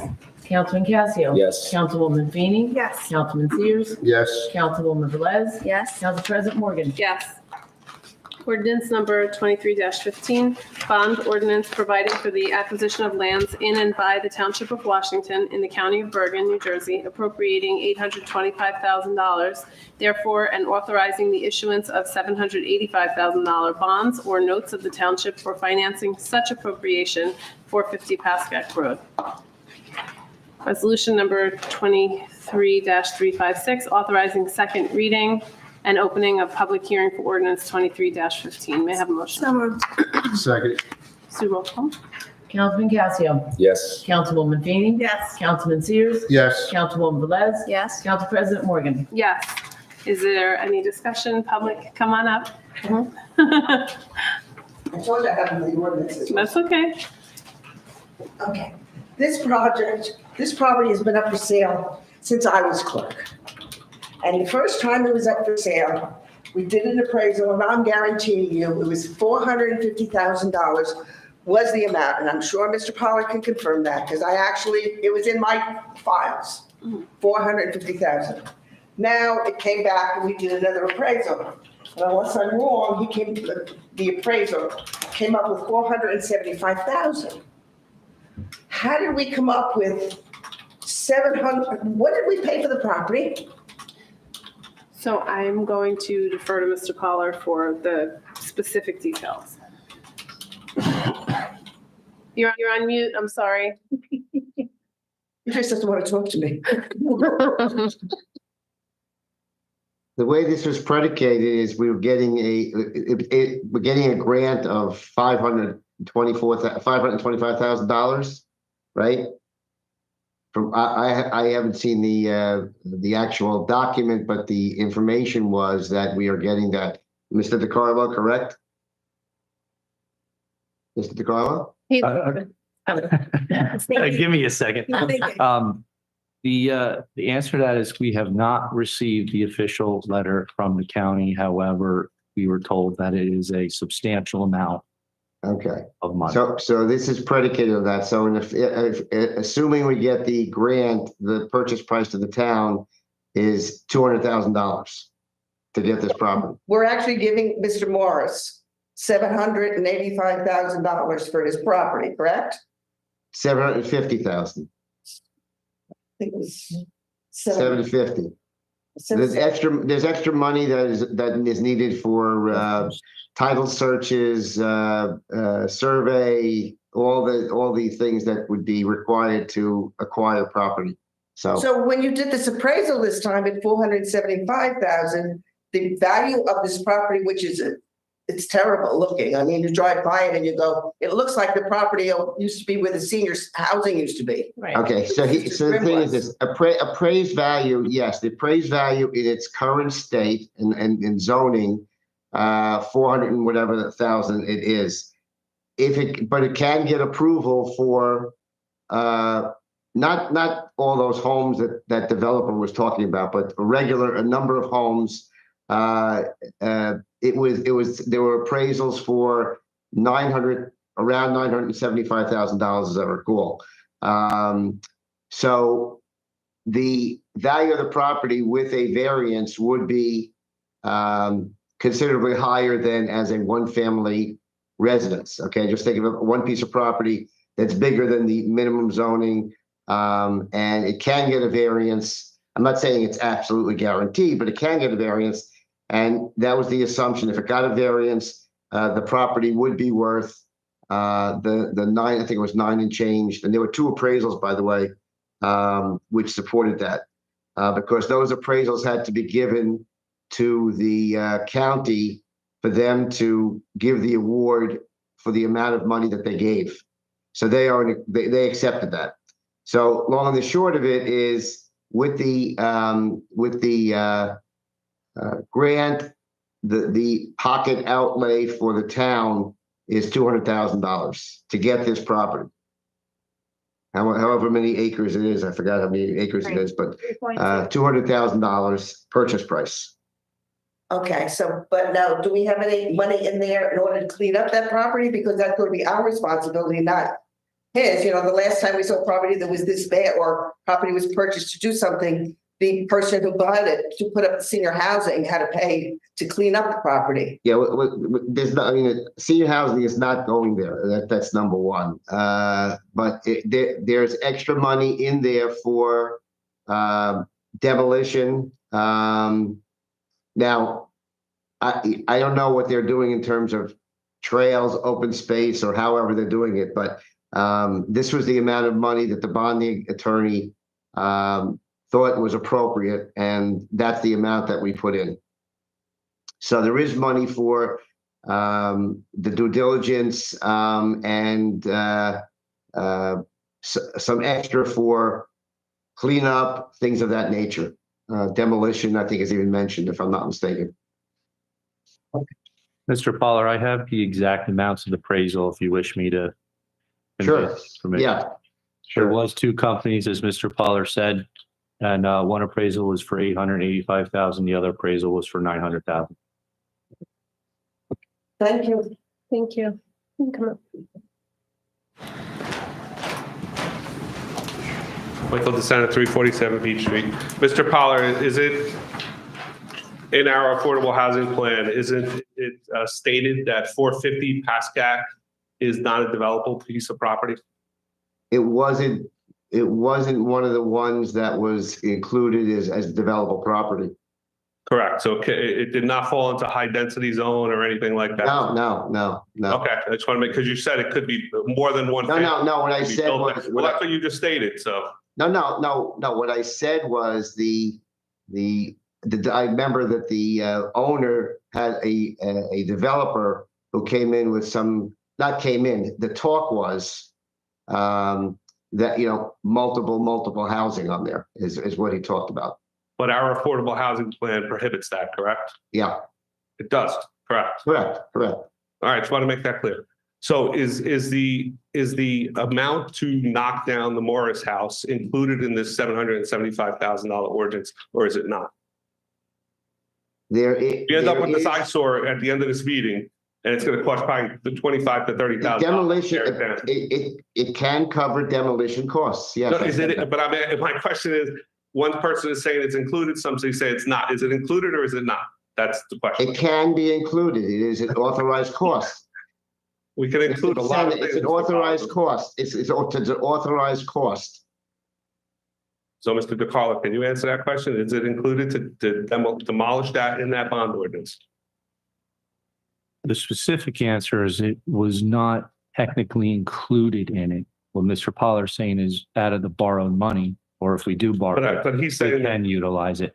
But he's saying there's cost already associated that we know we have to get a survey done, we have to do other things, title searches. Right. And those things all cost money. They're not cheap. Yeah, I mean, On a 3-acre property. to So run a mental tally, so- I don't want to commit to that. Excuse me. Okay, so as I said before, the bond ordinance reads, if you want to read it, okay, for public purpose, including open space, including demolition of the existing structures. Thank you. That's what it says in the bond ordinance. I said that before. That's what I said. All right. Thank you, Mr. Powell. Thank you. Yep. Thank you. So just to clarify one thing, in the COA agreement, it doesn't say it can ever, it's just this COA agreement. So in 2025, it could be up again for reevaluation of the high density housing if the town didn't own it, just so everyone's aware. That's correct. The agreement only, no, but it's 2025. So we are looking at going to the court master next year to start our COA 2025 process. So this is actually a benefit to the town. If we don't buy it now, this is not, just because it says it's not going to be used now for COA, in 2025, the court master could say, well, you've got this piece of land that's up for sale, I'm deeming it for COA.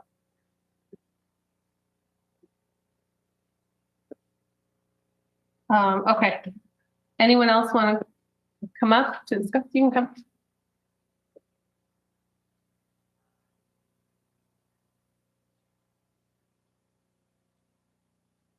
Michael Ullman. So the number, the 785 was, there should be some basis for it. I would think probably a line by line, not a guesstimate of things that may happen or we might do or might not do. So like, what's the purchase price of the property? $750. $750. Mm-hmm. So that leaves, $35,000. okay. Do we know, like, was that sort of like this, or how much is the survey? So I know that these are supposed to cover, as we mentioned, the soft costs. Mr. Pollard, did you have, when you were calculating this number for 785, were there specific things that you put in there that you came up with this number? First of all, I'm not the bonding attorney, that's number one. So this number is the bonding attorney came up with that after talking about what's involved in getting this property and what might be involved in the acquisition process. And that was the amount that, and it was, I guess it's a number that the bonding attorneys generally use in different scenarios that they put in these costs. Now, I will tell you that, a survey for a one family house, that might run, 350, 400, 450. I guarantee you the survey for this property is not going to run anything like that. And there may be other survey type things. There's environmental, there are other costs involved, and that's a number. So this is not an item in term, and you don't have to spend it. This is really just to cover the costs if you incur them, okay? If you don't want to knock down the house and you love the house, so you won't have the demolition cost. And if you don't want to do a survey, a topographical survey, then you won't have that cost. But, Right. we're putting in there, or the bonding attorney put in there, what would be appropriate for the acquisition of a property of this nature. Right, and it's broad purposely. It's Yeah, of by course. design. It's ridiculous to think that you could sit here and start to project what the actual contract cost for demolition of a building that nobody's actually looked at with a contractor and come up with a biddable number or something like that. These are numbers that are used by bonding attorneys when they're approaching projects, and they put in the extra to cover these other costs. And as they are incurred, you have the money for it.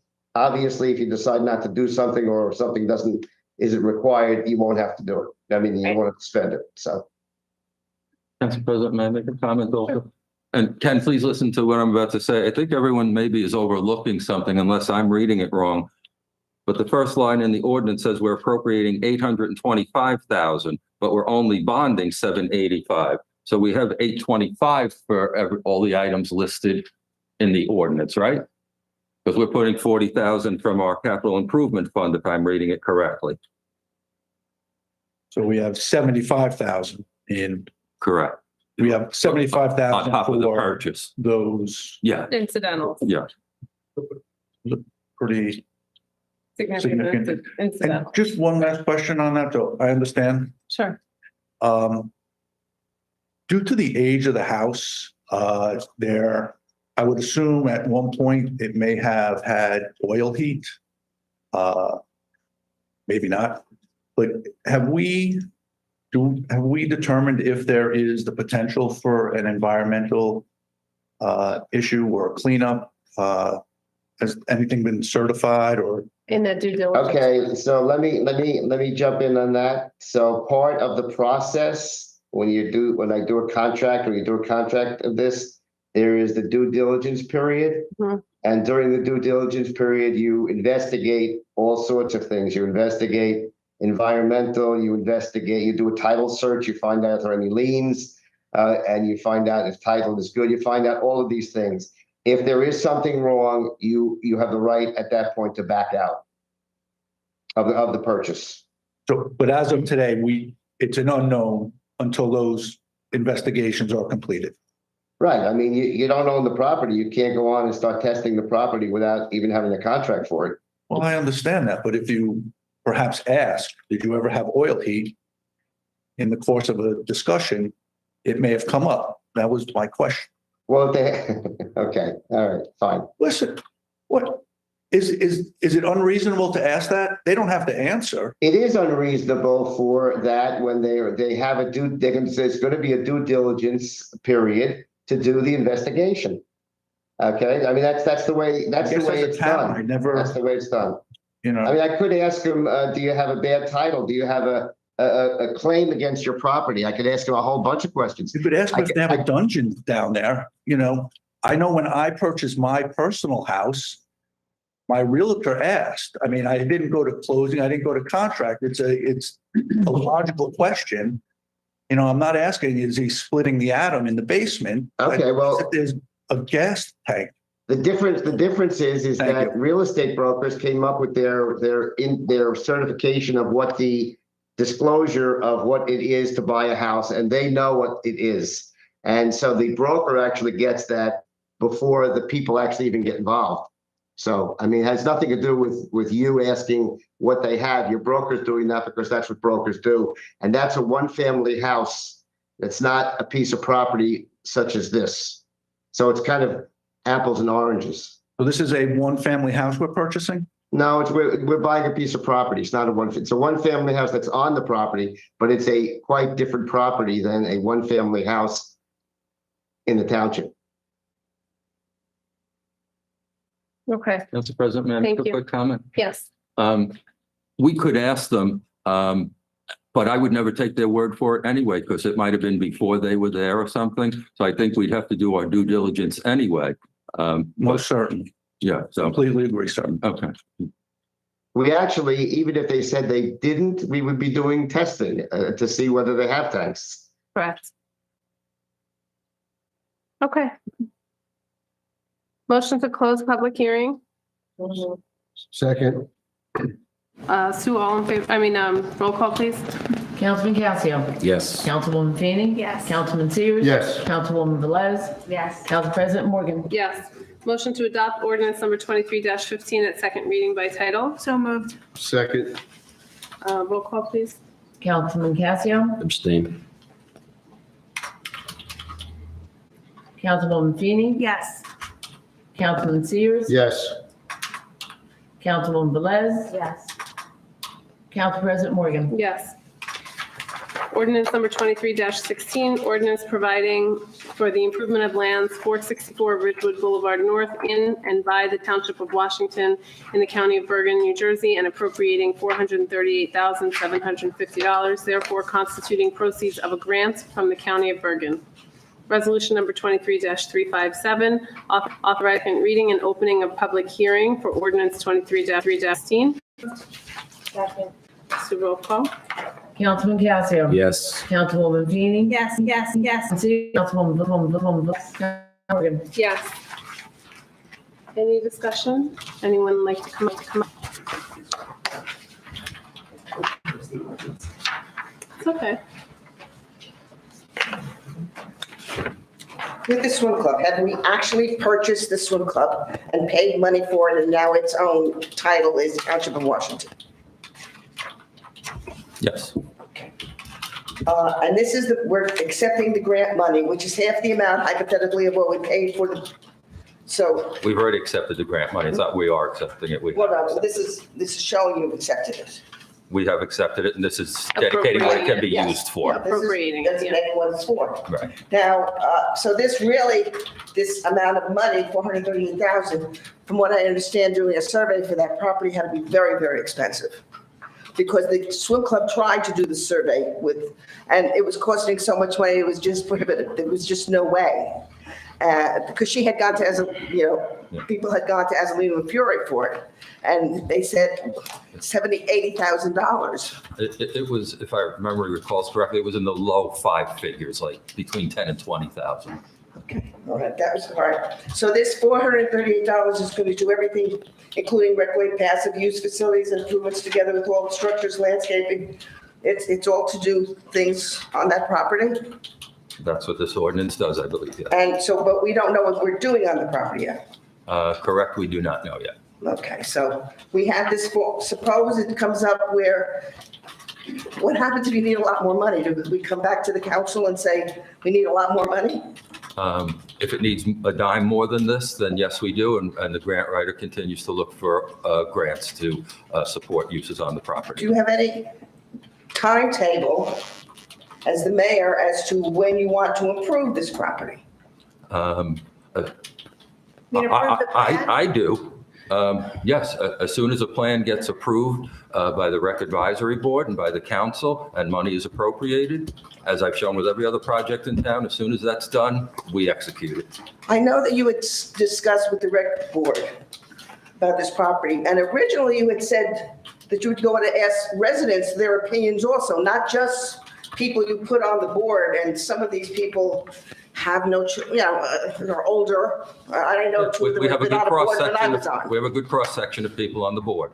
Well, that's your question, but That's I correct. just want to know that this is, so you didn't do that, and you're not going to do that. It's only going to be these people that you have, yourself have chosen. No, when the council gets around to approving it, that's when the public will be involved also and have their input. But if you come up with what you want to do with the property, what difference would that make? What do you mean, what difference Having does an it make? extra The council people has to that look approve. at it. The council has to approve contracts that we will go out to support No, I the don't mean that. project. You originally had said that people will have They will. their opinions. I mean, I think you Council even President. had made that statement. Council President, I think there's a misunderstanding here. There is no final plan. A plan has not been submitted to anybody for review. The initial conversations are still happening, and the plan hasn't been submitted yet. So I think there's a misunderstanding that there has been a plan that's been submitted and finalized when there hasn't. So I believe from the last couple of meetings where we've talked about this, they're still working on the plan, still taking input. The plan will come to the council, and then it's going to go for resident opinions also. So at this moment in time, there isn't a plan set in stone. They're still working on the plan, but this money is needed to do these things in order to move forward. Okay, so when there is, you will go to the residents and say, who would like to be on a committee to help with this, to see if this is the correct for the township? So that is absolutely, unfortunately, I won't be here at that time. Which is a shame. Thank you. But that is exactly what I thought was the plan. I know the Rec Advisory Board was one component of the decision. I knew the council was as well, and I thought there was going to be input back and forth so that it was Thank you, more. because that's what I thought. That's why I'm here asking. Right, and I But think then it's all of still a sudden will. I heard But that there were two they gentlemen haven't- put on. But it hasn't come, but I think it's still not can, what right? you thought was going to happen. What you thought was going to happen is still happening. It hasn't moved past that point yet. That's the point. There shouldn't be some sort of something put out there saying that the administration is hiding this plan and nobody else is going to have any input. It Because what originally actually talked has been about told baseball fields. Is that. Please, What baseball has fields been- is what's been talked what about has for this been talked- property, correct? No, actually it hasn't. There have been multiple No. options besides One at a baseball time. field. Soccer, a rec building, a Christmas tree we talked about. Mm-hmm. All of these things are still being taken under advisement. There Okay, is so then not, we're not actually doing just baseball fields there, correct? no, there is no plan set in stone at this So there's moment, which been- is what everybody is There's saying. been a lot of talk I of know baseball only, fields. I know what you know as far as what's been discussed. There's been ideas thrown around. The one thing I think was solid was there's no pool. The pool is off the board. Yeah, the council voted on Yeah, that to there was demolish no it pool, even. yeah. Yeah, There's no pool. correct. And because that was the recommendation of the Of the Rec Advisory Rec Board. Advisory Board. Yes. But But nothing short else- of that, nothing nothing else else. was put in place. It was still No. very much up for discussion. But It I still do is. want to just say one thing. I do think strongly as I leave this dais that the residents should have there should be maybe a special meeting just to discuss what could happen there, where that's the sole focus of the meeting. So I'm just going to recommend that for the new council coming in and the current council who will be sitting here, that's my recommendation. That's what I would do if I was sitting here. I think it needs that It needs attention. input from the They're residents. not Sure. at that point. That's No, very when they important. are, when they are. When we're Yeah. at that point, absolutely. Yeah. So that should be Okay. made Because I wanna crystal be on that clear. board. Is that'll be- I want to be on that board. No, it's not going to be a board. It's going to be open Resident forum, input. open forum. There's no committee. There's no Open committee. discussion. It will be It's for just the resident input. Right. So you know how we did the traffic committee or traffic committee? We did like traffic discussion. We had one meeting where everyone kind of came up and they expressed their opinions. It'll be the same back and forth. And then that's how the best ideas happen when it's collaborative. So not a committee because that kind of doesn't give everybody a voice. So I think you advertise it as a special committee to discuss potential rec, at the swim club. You're going to get a lot of people in here and it deserves its 3-4 hours. So Not siloing the ideas to one Right. group of people was the entire conversation we've had about the swim club, which was the rec advisory board, the council, and the residents, not to have a committee in between for the residents to say, this is the set group of people who are going to make decisions. The idea was to have an open conversation with the residents and not limited to a certain set group of people. Okay, is there anybody else that would like to come up and discuss? I understand and I hear everything everybody's saying, and I understand what Mary Ann is saying also. Just state your name, please. Diane Grimaldi. Thank you. But I think in the beginning, when we were talking about this, there was going to be more resident input. We were talking about Survey Monkey Survey, whatever that is, and reaching out more early on instead of having the committee, the advisory board tell us, what they want. And then, anyway, that's what I think. We know the pool is going to be gone, right? Correct. So do we know the cost of that? I know the cost of a residential pool, filling it in, is It's not inexpensive. Pardon me? It's not inexpensive. It's super expensive. Mhm. I mean, I'm wondering if it's going to take up a good chunk of that money. And the building itself, I know there was a lot of work done. It's not in good shape, but there was a lot of work done. The seniors didn't want that for their senior center, but Seniors have a senior center. correct, and we have a courtroom, but we might not have a courtroom, so we could move it to the senior center, the courtroom, if the senior center could be moved to the swim club. It's just, again, just a suggestion. It seems like everything, all options should be out Agreed. there There's nothing because, off the table yet, other than, as Mrs. Morgan said, it's not going to be a swim club. But the building wasn't even decided that it would come down, actually. Right. No, Yeah, that we had hasn't to. been decided. Right. Mhm. Right, So there's a so- potential for still rec use there, because it fell under what the guidelines are to use that money to rehab it. It did fall, we were allowed to. and I think the senior center would be also, this way we wouldn't have to move the court. I'm just, again, thinking about this complex and trying to keep it as intact as possible. And we could make that a beautiful senior. Yeah, I think you have a great idea there, too. Mhm. Just, Please come to the meeting when the developing think session starts. Yeah. I'd I'll be like to there maybe too. see the pool revisited because I keep having residents tell me they'd like to see the pool. I agree. I did hear a lot of that. I did hear a lot about the pool being revamped. Yeah, I'd like to see the pool stay.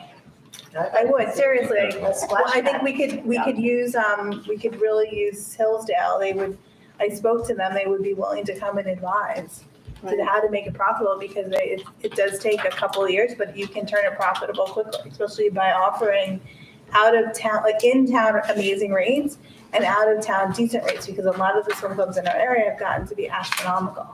And if we could attract locals, Hillsdale, I think Hillsdale would probably stay at Stony Brook, but Emerson or surrounding towns, that might be an option. I mean, Ridgewood had a lot of problems this past year with the beach there. That it was closed a lot of the days, Well, so. before shovel hits the ground, we're going to have discussion and who knows if enough people have that opinion when they come and it may be back on the table. Who knows? Yeah. And Council President, just one more comment on that. You said you thought that was going to be the process early on where residents would have input.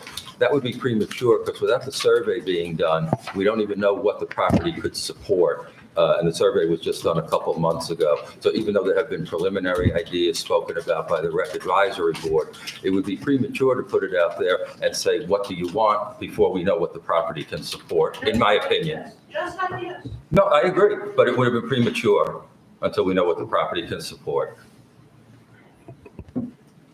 Okay. Is there anybody else?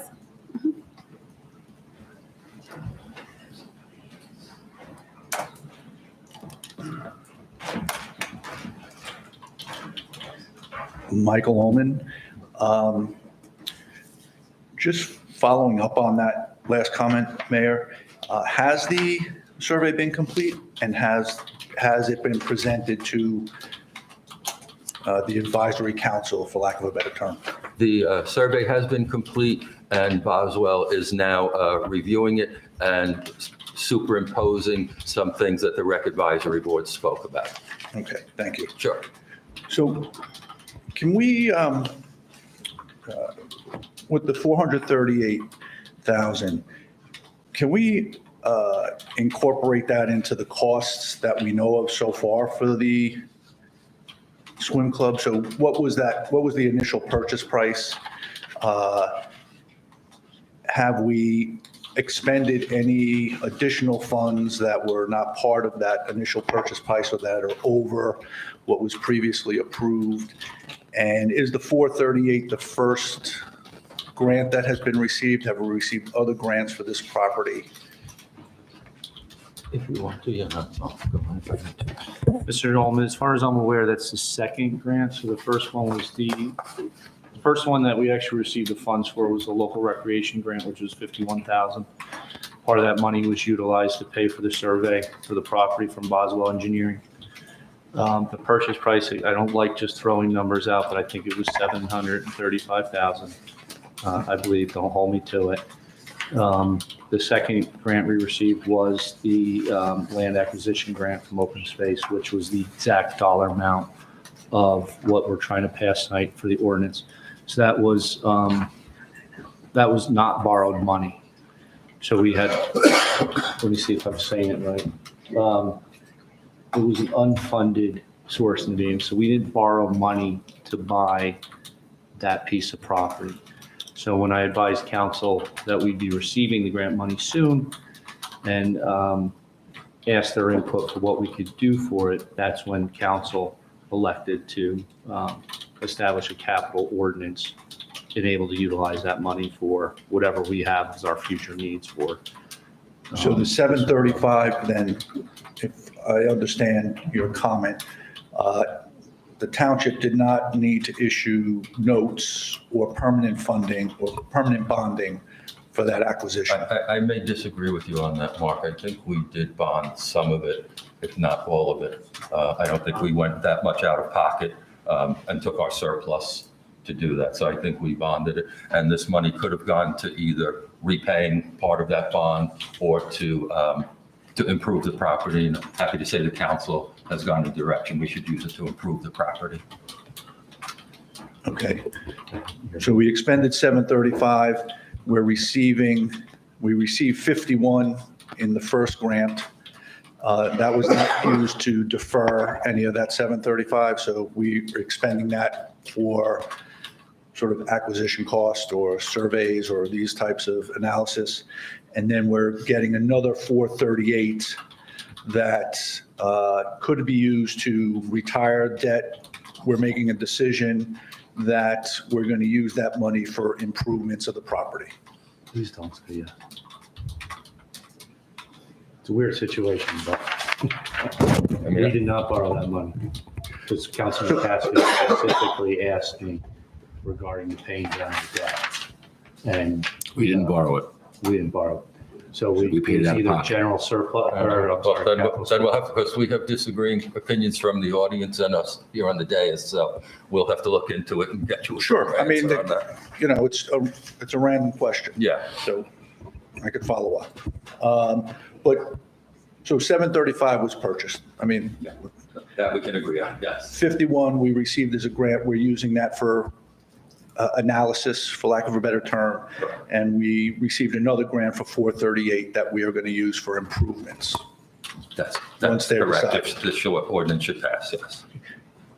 Based on the preliminary survey that was done by Boswell, or the survey that was done by Boswell, and the preliminary feedback from the rec board and what Boswell is doing, do we have any numbers for what the improvements of that facility might be? We do not. Okay. So at the moment, our all-in costs are I can't even add, but 1.2 million? In round numbers, I would agree with you, yes. Okay. All right, thank you. And I just want to add, there's more potential for grants Oh, absolutely. on the property for other things that we want to do there. There's potential to get more grants for the work that needs to be done. Certainly, and there's also potential that the expenses could go much higher. And hopefully the grants will help cover those as well. Understood. That's the hope. We all do. Yeah. Thank you. Just to clarify, so we have received grants and we talk about, and I fully appreciate everyone has to make decisions. We have to make decisions with this money to retire debt, if it actually is debt, to understand the rate situation and is it better to use that money than borrow at a higher rate, whatever that is. But, you know, we've held that carrot out that we have the ability to get grants. we're getting these grants, but we still have, that initial purchase price, and potentially we have expenses that are going to either equal or likely exceed these grants. So there is still the potential that our out-of-pocket is going to increase. There's the potential for that, and there's the potential that we're able to offset a lot of those costs. I mean, it's. Well, I'm going to go out on not much of a limb and say this 100 and some thousand is not going to cover all the improvements that want to get done at that property. Right. We all know the cost of things these days. That's why I say we're actively looking for grants, but we have to have a direction before the grant writer can look for those grants. Understood. Thank you. Right. Would it be your opinion to not develop the property? Well, it was just an honest question. To not develop the property in what sense? For either community use or in general, would your opinion be to just leave it as open space and not develop it? I don't think so. I mean, I think we've made an acquisition. I think that any decision to develop it needs to be overlaid with the cost of that development. So when I looked at the topological, is that a topography? Topography, yeah. There's a huge slope.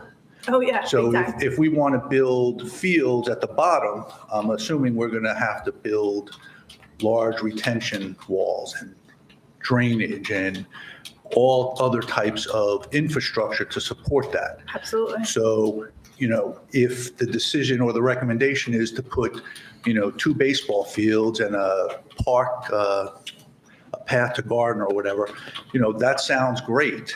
But if it's going to cost, $5 or $6 million, then I don't know. And if we're not going to get that in grants that are out there, then I would say maybe not. Maybe leave it as passive space and put a path there. So I am not against developing it, but I think we need to understand the plan before. What would be in your head? What would be a reasonable amount of money that you think that you would spend? You said 5 or 6 million. I mean, the thing is these days, any job or school job or public, remediation of open space is in the $5 million to $7 million range. And it is 6 acres, So mind you. the acquisition of 450 is going to cost 5 or 6 million? No, I'm talking about the 6 acres at the swim club only. I'm saying with the 6 acres that we have, and because of the size of the property, you are in the range of between 5 probably and $8 million. I would say you're probably higher. I don't disagree with you. So And that's if it's why higher than that, I probably would say no. Okay, thank you. If I may, since we all know it's going to cost significant money, I see it being phased in. We might have to do this in 3 or 4 different phases as money is available and grants become available. Exactly. I don't foresee us bonding the whole thing on day one and doing the whole project. That's my opinion. Thank you. That is how I envisioned it as well. Right. The grants will help us with that. All right, anyone else? Motion to close public hearing for ordinance 2316. So moved. Second. So roll call, please. Councilman Casio? Yes. Councilwoman Feeney? Yes. Councilman Sears? Yes. Councilwoman Velez? Yes. Council President Morgan? Yes. Motion to adopt ordinance number 23-16 at second reading by title. So moved. Second. So roll call, please. Councilman Casio? Bless you. Yes. Councilwoman Feeney? Yes. Councilman Sears? Yes. Councilwoman Velez? Yes. Council President Morgan? Yes. Introduction, first reading, ordinance number 23-17. An ordinance to establish requirements for tree removal and replacement in the Township of Washington to reduce soil erosion and pollutant runoff, promote infiltration of rainwater into the soil, and protect the environment, public health, safety, and welfare. Motion to introduce and pass ordinance number 23-17 at first reading by title. So moved. Second. Sue, roll call. Councilman Casio? Yes. Councilwoman Feeney? Yes. Councilman Sears? Yes. Councilwoman Velez? Yes. Council President Morgan? Yes. Resolution number 23-358, authorizing publication of ordinance number 23-17 and scheduled public hearing. May I have a motion? Second. Sue, roll call. Councilman Casio. Yes. Councilwoman Feeney. Yes. Councilman Sears. Yes. Councilwoman Velez. Yes. Council President Morgan. Yes. Ordinance number 23-18, an ordinance authorizing the renting and use of 35 parking spaces by the Township of Washington from Our Lady of Good Counsel Church. Motion to introduce and pass ordinance number 23-18 at first reading by title. May I have a motion? So moved. Second. Mr. Roll call. Desiree, may I just jump in? I think this should have been under a first reading. All these others are under second reading. But I This is think, first reading. Yeah, we're on the first reading. are these all still first reading? Yeah, these are 17. My mistake. I Reading by title. apologize. Okay. I think the title is missing on the documentation, that's why. Where? For the second readings, if No. there's none. No, it's there. Oh, it is? That's the whole title of the ordinance and motion to introduce and pass ordinance by no, first where it reading. second readings. May, No, all right, no, may I have a that's at the motion? top. So, second. Okay, roll call. Oh, Councilman Casio. Yes. Councilwoman Feeney. hidden by the shade. Councilwoman Feeney. Yes. Councilman Sears. Yes. Councilwoman Velez. Yes. Council President Morgan. Yes.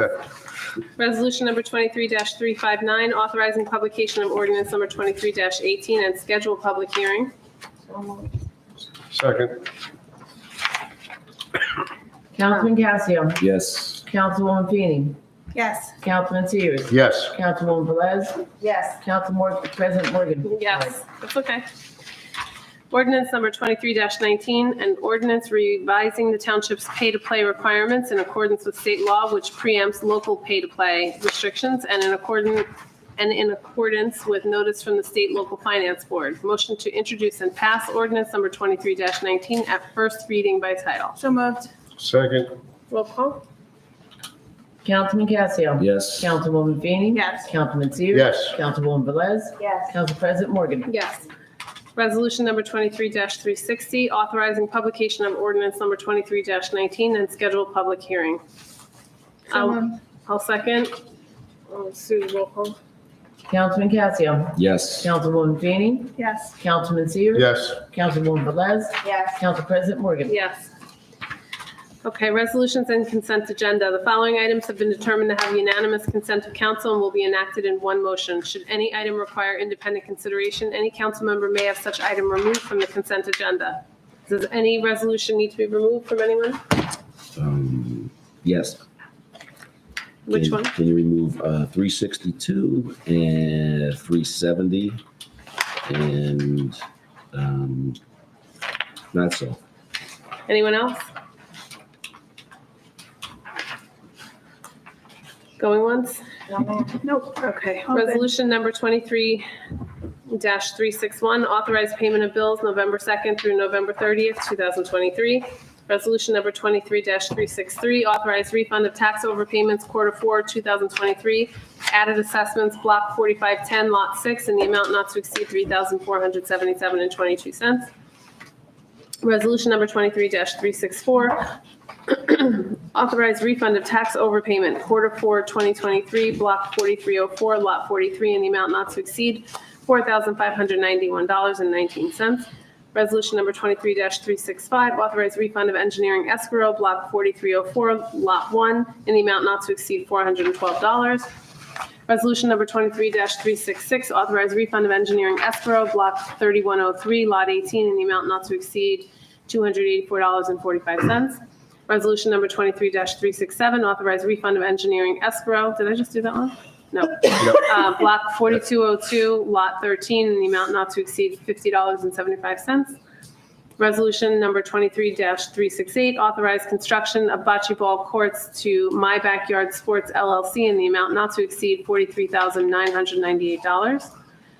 Resolution number 23-369, authorized modernization of the elevator project at Town Hall to TK Elevator in the amount not to exceed $126,665. Resolution number 23-371, authorize and execute contract for certain remodeling of playground recreation equipment at Gardner Field to MRC Inc. in the amount not to exceed $17,846. Resolution number 23-372, authorize and execute contract for certain remodeling of playground recreation equipment and drainage at Memorial Field to MRC Inc. in the amount not to exceed $56,345. And resolution number 23-374, authorize award of contract for natural gas supply services 3 years, January 1, 2024 through December 31, 2026. Okay, So moved. Second. geez, It's a mouthful. yes. Thank you. Do roll call. Councilman Casio. Yes. Councilwoman Feeney. Yes. Councilman Sears. Yes. Councilwoman Velez. Yes. Council President Morgan. Yes. Okay, resolution number 23-362. Yeah, the Need a question, motion? I need, a motion. So moved. Okay, and second? second. Okay, discussion? So the question is this a bidded contract or just people we've used before, this particular payroll service? This service is Prime Point. If council remembers, during the 23 budget approval process, I had mentioned and I actually requested the approval of funds to find a payroll service that was all-inclusive. With our current one, we are unable to have like time management, self-service portal, and HR function. So it took a while for us to find one that was all-inclusive but didn't put too much work back on the employees and therefore not being cost-effective. So we did get proposals from other companies. Okay. So this one was selected based on inclusivity. That's the word. What they Of offer. all the options we were looking for. Hopefully that answers your question. But this was the only one that had all those services? Yes. And was it cheaper to use them as opposed to using different services for those different functions? Yes. Okay. All right. Thank you. Question answered. Thank you. Is this a SaaS platform for the payroll? You're going to do it online? Is this what? Are you going to do this payroll? Is this an online platform? Yeah, it's in the cloud, It's in the basically. cloud. Right. Yeah, the We don't host self-service. this year. Yeah. No, Right. yes, yeah.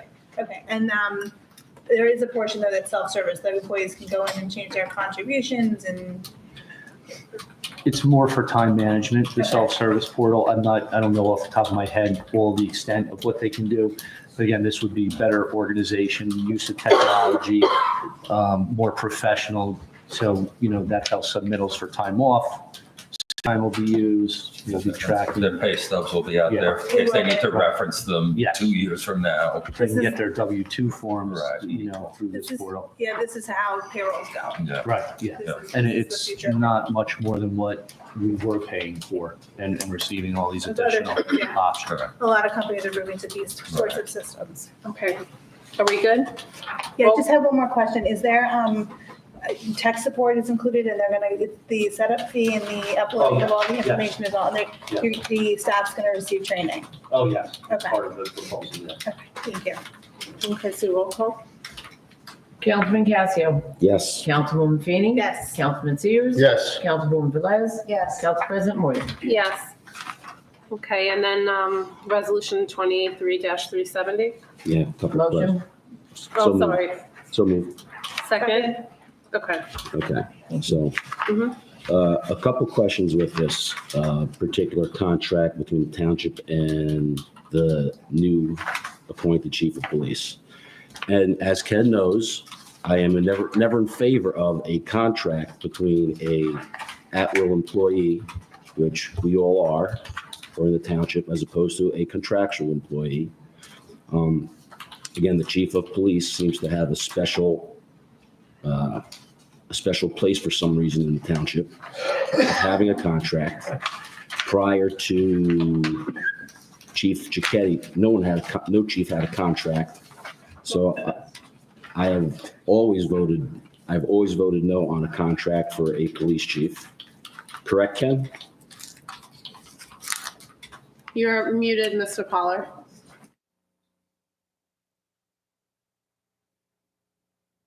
Okay. Okay. Yes, correct. Okay, there you go. So he knows how I feel about it. It's not fair to the other employees that are in the township. Why should one particular position have a contract? So it's going to be a no for me there. Two, I don't think it's allowable that the mayor can appoint a immediate family member as an employee. That's my second point. And I thought the third point was when we talked about this increase for the chief that's going out, that wasn't going to be carried over until a new contract. I think we all agreed upon the days we were going to be held to that number. So those are my 3 points. So I would like a separate vote on the resolution itself. 2, I don't think that the mayor can make this appointment and sign the contract because there is a clause with the local finance board that he can't do it because he's an immediate supervisor of his sibling. And 3, that price increase that we talked about with the last chief because he was leaving early in his contract. So those are my 3 points. Okay. So I can jump in on some of it. Okay. Go jump. I'm jumping. By the way, as you know, there was only one police chief before Cicchetti, right? Or Jetty. That was it. But okay. And by the way, just so you know, this has been handled by Labor Council. But as far as the mayor has not been involved in the process of selection of the police chief. It was handled totally. He was not involved with that at all. It was followed by the director, and he makes the appointment, and the mayor is just ministerially just going to sign a contract if it gets approved.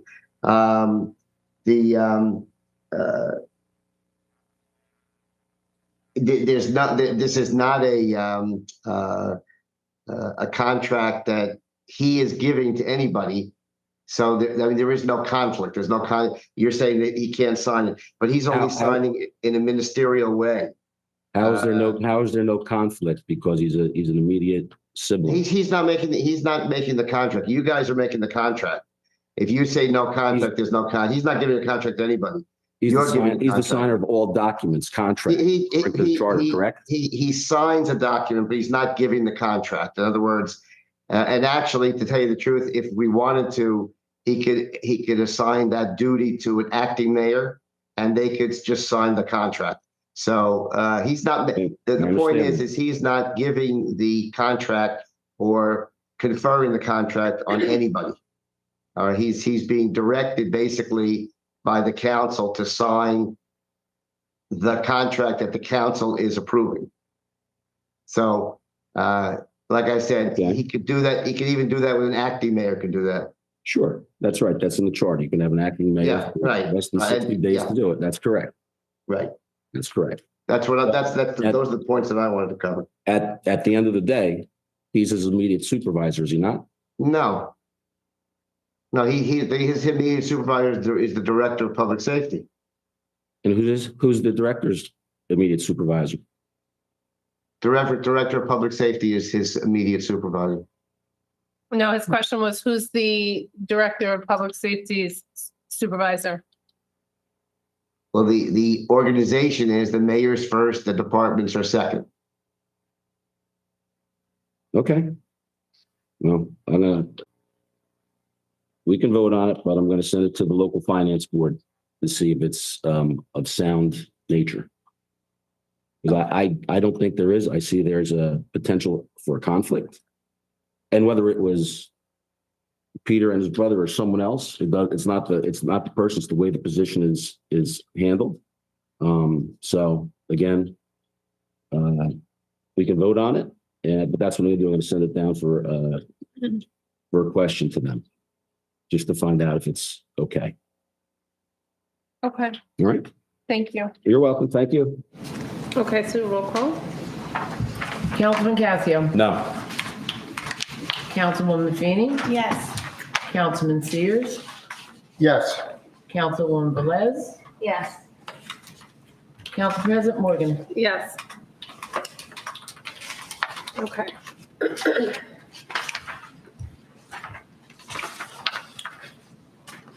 Okay. The next meeting of Township Council will be December 18th, beginning at 7:30 p.m. Sign up for Nixle, text 07676 to 888-777. Key code is TWPBERGEN. Motion to adjourn Motion to adjourn? conference too. Yes, yes, yes. One second, I just want to say so I just want to, this is my own personal opinion and not in response to anybody, but Captain Calamari has served this town since 1993. 1993. He lives in this town, he cares about this town, he grew up in this town, and I think we are all blessed to have police officers, firefighters, ambulance, who live and work in this town and care so much about this town. So I think he is only an asset to further this town forward and keep us all safe. Thank you. Okay. Motion and second, I'm sorry. Motion to Second. conference agenda, okay. So move second. Second. Okay, all in favor? Aye. Thank you. Okay, sorry about that. Desiree, can we take 5? Sure, Yes, Yeah. maybe 6. maybe 6. Thank you.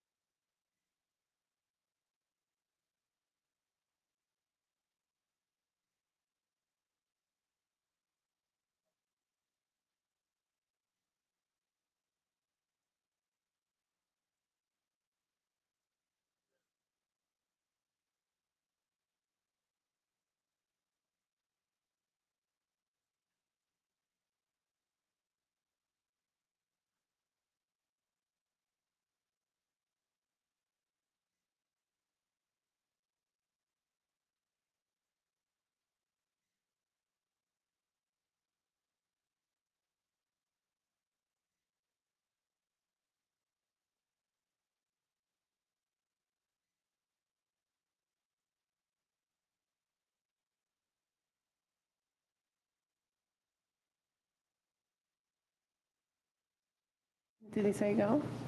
Yes, he said Wiki is, WCTV, excuse me, is ready. Okay, so we're going to move to DPW building. This is going to be Mr. DiCarlo and Mayor. Yes, obviously, well, I shouldn't say obviously, but it's my intent to put it on every agenda just to keep it moving forward. And, so I'd like to, just hear if council has anything. I assume you got the document that Mark sent regarding how the costs were determined from the architect. So, it's really just an open-ended agenda item to see if anyone has any further questions or direction or anything like that. When you gonna start? When you gonna put a shovel in the ground? Yeah. Well, I think we're a long way from there. As Tom, you've expressed you liked option number 3. Right. And we have the cost for it based on, but, I need to hear from more council members that, that's the direction we should move in to, start the next phase.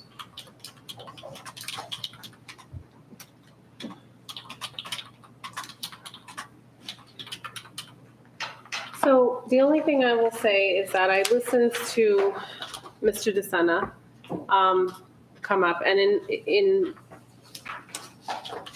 all honesty, I'm vacating the seat. And I think that there may be other conversations around maybe potential things we're not, seeing. Maybe there's other situations that can be explored. So I would, just me personally, I don't mind giving the new council the opportunity to have some input, since it's really going to be sort of how Stacy and I were tasked with what happened with the fire department. We kind of got the brunt of all the decisions that were made prior to us coming.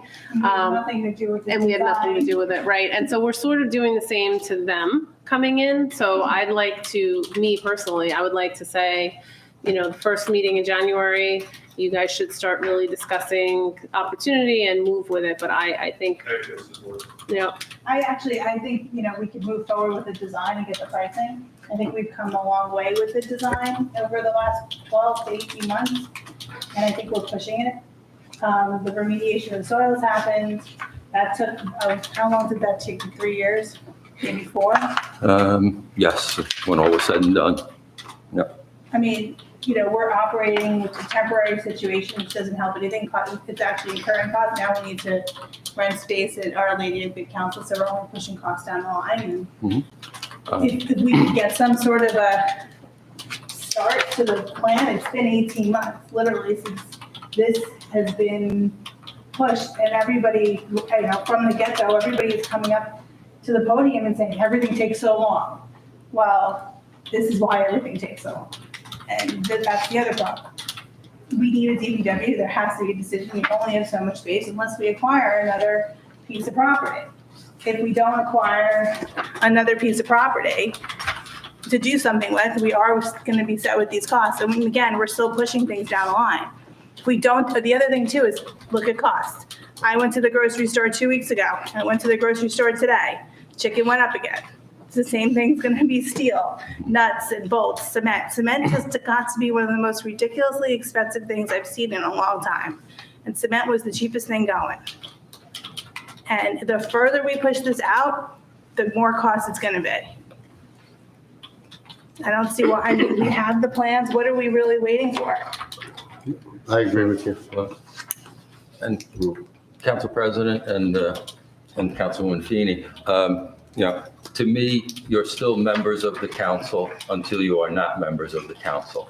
I would not disrespect you by not putting something on the agenda because of that. I appreciate it. Let me say, I would appreciate your opinions on it if you want to share them. That was one of my, obviously I'm cognizant that, there's only 2 more meetings left. We can't get anything done in these 2. But again, I would never disrespect any sitting council member by not putting something on the agenda just because of the way an election went. I appreciate that. Thank you. That was part of my reason of putting it on also. No, thank you. And up until, Mr. DeSena made the comment, I would very much want to vote on anything and finish out what I started, while I was here. Right. But in all fairness and knowing what we went through, Right.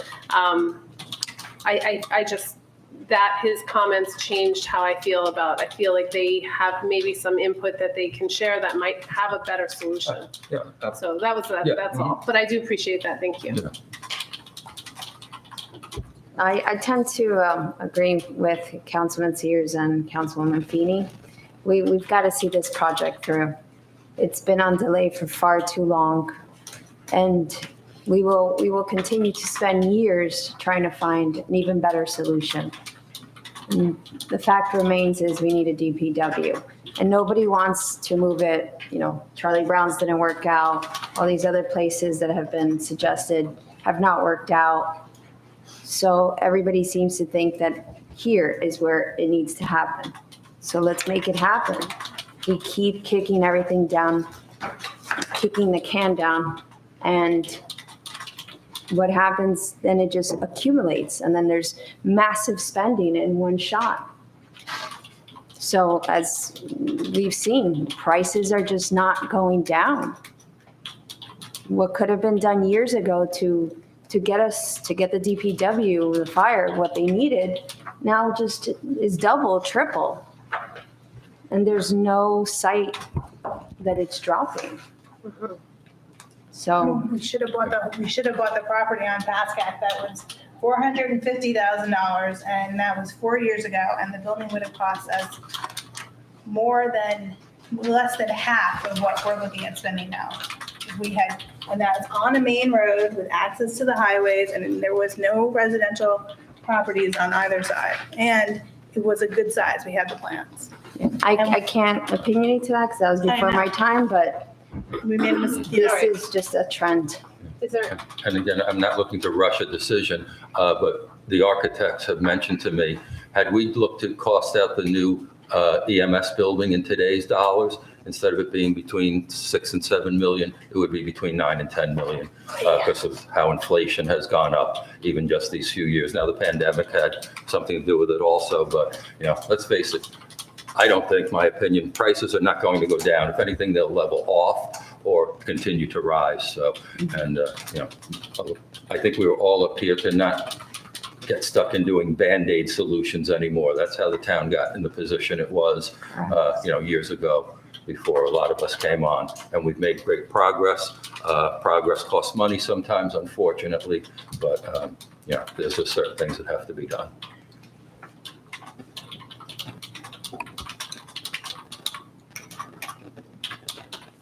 okay. Anyone else? So, I have a question. So what do you need next? That's, I guess we're saying, giving our opinions, but I'm trying to, I need clarity on what you need us to do next. to get moving on. In talking with the architect on this project, Mr. Iovino, he needs direction from the town to say, are we going to go with one of the three options that was presented, or are they going to be rejected and suggestions made for option 4, 5, and 6? That's where the project stands right now. Does anybody have a specific preference on a design that they're solid on right this second?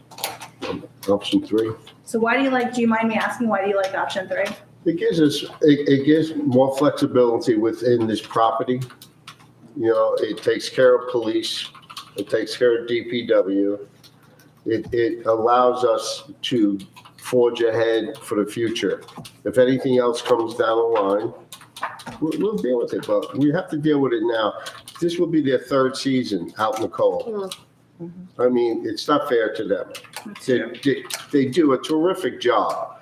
I mean, they work their butts off, and to have them out in the cold and have them out in the rain, repairing trucks out in this weather.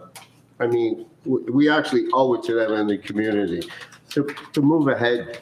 We just can't stay stagnant any longer. I agree with you, Councilman Sears. We have to. Do you like number 3 too? I do. I think it covers it checks off a lot of the boxes. And, within reason of everybody's needs. Is it going to satisfy everything like a brand new building would? No. but I think it checks a lot of the boxes, and it will give us ample time to grow within those walls. So I think there's some questions, right? Like just structurally, I'm sure it'll be, if there's a truck downstairs that's getting ready to pull out because if there's whatever going on, there's an emergency like Mr. DeSena had mentioned, the far and few betweens, and it's on and it's turning on. Are we going to get the fumes or are we going to hear the noise? Is it going to be, what's the cost to, I keep hearing from WCTV, I know you said it's nothing, but they're telling us that we're missing something, the cost from broadcasting and moving all of the stuff that they have to move over to there. They're telling me that we're missing something. We're missing calculating that cost in. So I have just to change elections too. What's that? I have to change elections too. Which is going to incur another cost. Right. Which is with number 3 or? Yeah, if you take over this room and move over into the senior center and put the courtroom up there, unless the senior center is going to stay so at the same, which I don't think it will be. Right. I can't So work that's the with, question. I'd lose a whole voting district right here. What's that? $750,000 elevator, second floor, for elections with count or changes. So there's just questions. But I still have to pay to change it from here to there. And Mike, I think, I'm sorry, maybe I shouldn't be addressing you from the I audience. know. Yeah, You sorry. shouldn't But, talk about it. okay, sorry.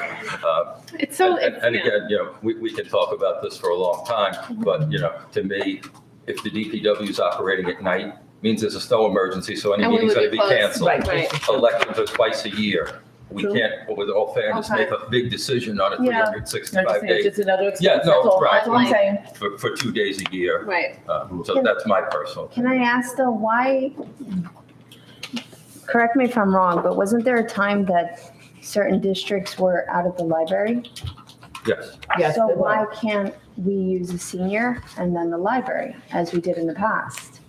Well, I don't think Sue's saying it can't be done. No, but it can't be done, but you don't have It to works change it. for her better in one building. Of course. Now just have much 2 easier all buildings. around, and especially after this election of the up and down, up and down, up and down. I mean, you can ask the administrator, if I spent 2 hours Your roller upstairs, skates. I it understand. was a lot. I need to definitely have a heartbeat on what's going next year. Of course, it won't be happening that way, but what happened to Mrs. Rifkin when we had COVID, had used that as storage, and plus she had some construction going on. And there was no way she could empty out that room. And therefore, everything had to be moved over here. And in order to do that, the county has to come out, the county has to inspect, the county has to approve. Once they approve, then I have to put in, they have to change it. And it does, it involves, the timing isn't so bad, but it is just an expense, just that I want you to know. And Don't they, they inspect, doesn't the county, they have to come out and inspect them. every election, doesn't matter No, where. no, the location, no. The county comes out when you change the location. Okay. And then my other concern for election purposes is the same as if we went into a fire department. You've got trucks in and out, you've got people crossing over. The elevator would be brand new, thank goodness, that would be a good thing. Yeah. But I'm concerned also for the safety of the voters, if they're gonna be mixed in with vehicles. Those are some of my thoughts, just thoughts. Yeah, they are now. No, I appreciate it. I didn't know what happened with the library. Yeah. So, Yeah. I appreciate What it. is the DPW's feedback? Do they have a preference on which plan they like best? He was here. He mentioned, they were I here. think I forgot which one you like. Yeah. I don't know if you were here I that think it meeting. was three. Yes, Yeah, they maybe. said 3 works Yeah. for them, considering what it gets the town overall. I mean, I'm paraphrasing what they said. Right. Yeah, they were. They were very like, Yeah. whatever's best for the town Yeah, is what they'll go. No, because I do remember in the end, he said he liked 3 the best because it had, he felt everything that they planned to fit in the building was going to fit in the Yeah, building. yeah. That was the other thing. Yeah, none of their bays were removed from the Right. original plan, so. Right. right. Yeah. So can we technically vote on a plan to move forward so that the architect can get going or the engineering, whatever's next? I mean, I don't know what's next. I mean, I can certainly ask him for a price on option 3 to, let me talk to him about it and see what I can come back with. For the next meeting? Yeah. Okay. Yeah. Okay, all right. And like you said, you'd like it on every agenda, so I made a note. Yes, That we'll please. do that then. Yeah. Can we take a straw poll though to see where we're sitting right now with design-wise, at least, to say that at least we have some sort of a consensus right today, December 4th? Not that it cannot change, I'm just saying that we're giving direction to say, get us a price and let's see what it looks like. So let's get a straw poll on that. Get a price on two as well. I'll get a price on all of them. Well, I'm saying we should get a price on the one that's agreed instead of asking them to do more work. Let's, at this point with the designs, we've all looked at it, and you prefer a different one, then let's talk. I think we said 3 to begin with initially, right? Everyone was basically, the majority was 3, so. Well, can we get a straw poll for which design everybody And likes? obviously, I'm sorry, I didn't mean to cut you No, it's fine. off. Just like to see. We have the approximate prices for all 3 options, but this is to take one of them now to the next level. Right. Almost, coming up with bid specs for it, things like that. Right. And so, again, I don't, as you're saying, this would just be a straw poll, because I feel the new council should certainly have a say in it. But again, you are the sitting council, your opinion means something. Yeah, but In my opinion. I think we said 3. I mean, I'm not sure why we need a straw Yes. poll. We said You already 3 did. like so many Did 3. times, right? Okay, yeah. So then we're all agreeing to get the bid specs and the preliminary plan to have for option 3. I'm for option 3, correct. I'm for letting the new council have a lot more input because they have to live with it. So I want to be fair. But if 3 was, if I'm making that decision, I liked 3, but there seems like there's more there's more discussion that can be had around it.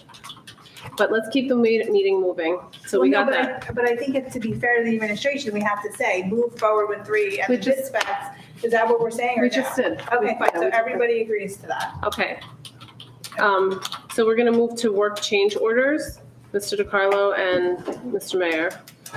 Thank you, Council President. In light of what the information I gave at the beginning of the council meeting, I wanted to see if it is, I can't talk anymore tonight, if it is acceptable to the council under certain circumstances where a council meeting might be not for a couple of weeks, and the opportunity to save money on, minor projects such as what presented itself on Pascack Road and Beach Street, that I could certainly provide the information to council. And, if there's an issue, they can get back to me, but assuming that I would have the approval to move forward. And I'm certainly not talking about in every situation. In most situations where there's a change order, there is an engineer and or an architect involved that knows that work or merchandise is going to be purchased or performed, and then it makes its way to me.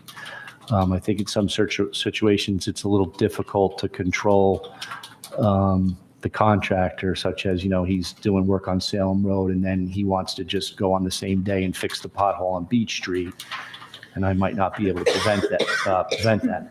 So I guess I'm asking for the leeway to notify you prior to a meeting with essentially, I guess, the assumed authority or approval to get that work done. And again, in minor situations where it's potentially going to save the township money, certainly wouldn't be considering a 3rd floor on a building. I have the authority to do that. But again, just wanted to throw that out there, considering it's not an action that would end up on the audit as long as we followed up with the approval. So spoke my piece and just looking for your guidance.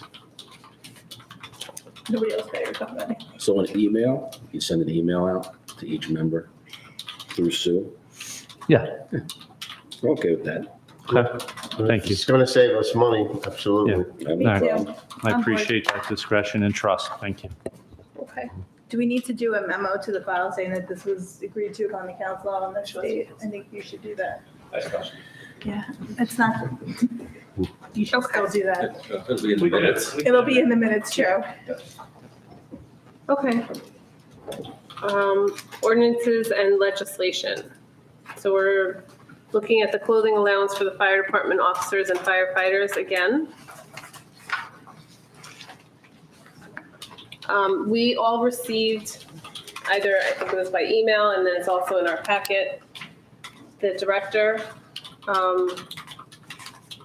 giving his, explanation of how that money should be allotted. I just want to go on the record and say I've never worked with a budget where when there was money left over, it went back to that department. Usually it got absorbed back, and then in the next budget season, you don't put it in there because it wasn't used.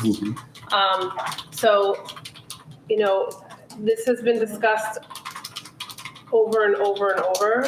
At least this is now the fourth time it's on here. So the only thing that compels me to want to move forward with the director's recommendation is that they are significantly lower than our surrounding towns. So that is a caveat to why I can say at this point, I will agree with the director's request, my own opinion. I mean, I don't know how the rest of the council feel. But that being said, this cannot be practice. It needs to be, if they don't use that piece, if they don't use all of their budget, you need to remember that during budget season because it's going to show as used. And then we're going to say, oh, well, they used all of that. They must need an extra, 2%, 3% on top of that. And then we're going to keep rising that way. And then if they don't use it, they don't absorb it, we're going to give it back to them. So that doesn't feel very responsible or fiscally reasonable to me at all.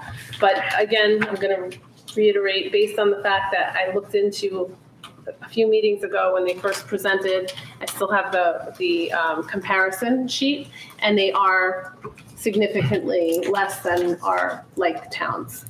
Not Westwood, but more Hillsdale, Woodcliff Lake, that kind of thing. So for that reason only, I agree with the director. Can I make a comment, Council President? Sure. I think maybe there's a little misunderstanding. It's not that they were suggesting these because there was money left in the line item. They were just pointing out that with the surrounding towns, we are on the low side, and that there was the money to cover this in the line item for this year. But they weren't necessarily saying, we're doing it just to spend up to the line item amount. That feels like semantics. Oh, okay. I don't mean it to, but. No, I know you don't, but Yeah. that's in my head. It's like, it's the same, Like- it's going to show the same in the budget, Yeah. right? They're going to have used everything because they have it in the line. Am I wrong? I do, absolutely, yes. You're not wrong. I mean, you're right. Your idea of it is exactly right. If it's unspent, it will go, it stays there for the year to pay any unexpended bills for the previous year, and then it goes back into surplus that second year. So I think what they were trying to explain is that, they're not looking to say, hey, there's 10,000 left in the pot, we want to divvy it up. I'm just, saying it in a sarcastic way, obviously. I think what they're saying is, or I'll tell you what we do. We budget it as if every member is going to comply with the requirement to get the money. This year, I think it was $47,000. Not everybody traditionally complies with the requirements, so they don't spend it all. They were saying to raise their individual clothing allowance wouldn't cause that budget line to be increased, but it would spend. It's anticipated to spend more money than usual. Right, and so the budget's going to read that way, that it was spent. Yes. And then when we're going to be looking at it, you're going to say, oh, they spent this, so we need to give them more next year because we always give everyone a little bit more, Well, right? I don't think that's their intent because, like the administrator just said, it's based on a formula. Oh, no, I don't think that's Yeah. their intent, but I think that's the outcome. Oh, okay. I think that's what happens Because I in think a when they would natural. put through their recommendation, they wouldn't look for an increase on top of this year because it got them where they needed to be. And what it doesn't say in here is, had they not had extra money in the line item, they wouldn't have even proposed this for this year. It's just that they see that when they compare us to surrounding towns, we're on the low side. It's volunteer positions, which, I like giving whatever we can to our volunteers because it saves us a boatload of money if we had to go to a paid fire service. No, I get it. Yeah, I'm not, please Yeah. don't take it as argument. No, not at all. Yeah. Never, Mayor, no. But no, what I'm saying is if there was money left in the line item because it wasn't used for whatever reason, I wouldn't be for using it, like it just, for this reason, if they weren't so grossly. And I know you're saying they wouldn't be asking it if they weren't so grossly. Yeah, and if there wasn't money in the line item to justify it for this. Right. So the council just needs to remember Yeah. when you're doing the budget that this was the situation as to why it was used, why the line was used. How the line was used, I should say. Does this happen often? Is this like a yearly occurrence where there's money left over, if you will? It all depends on how How many people make their qualify credits. credit? Yeah. So if the police department has leftover money, are we going to give them extra money? Is the DPW have, They're not they paying. spend all their money? They're not. Are we going to give them money? I like to When say, you open up this box, which you're doing, they have a procedure that they put in their salaries, and then it comes before us and we vote it on. Like any other department, if you don't spend your money, it always goes back to the town. Now we're bending a rule to fit a need. Now, what's to say later on, another department wants to bend the rule. You already set a precedent. If they want an increase, you put it in the budget for next year. That's how the procedure goes.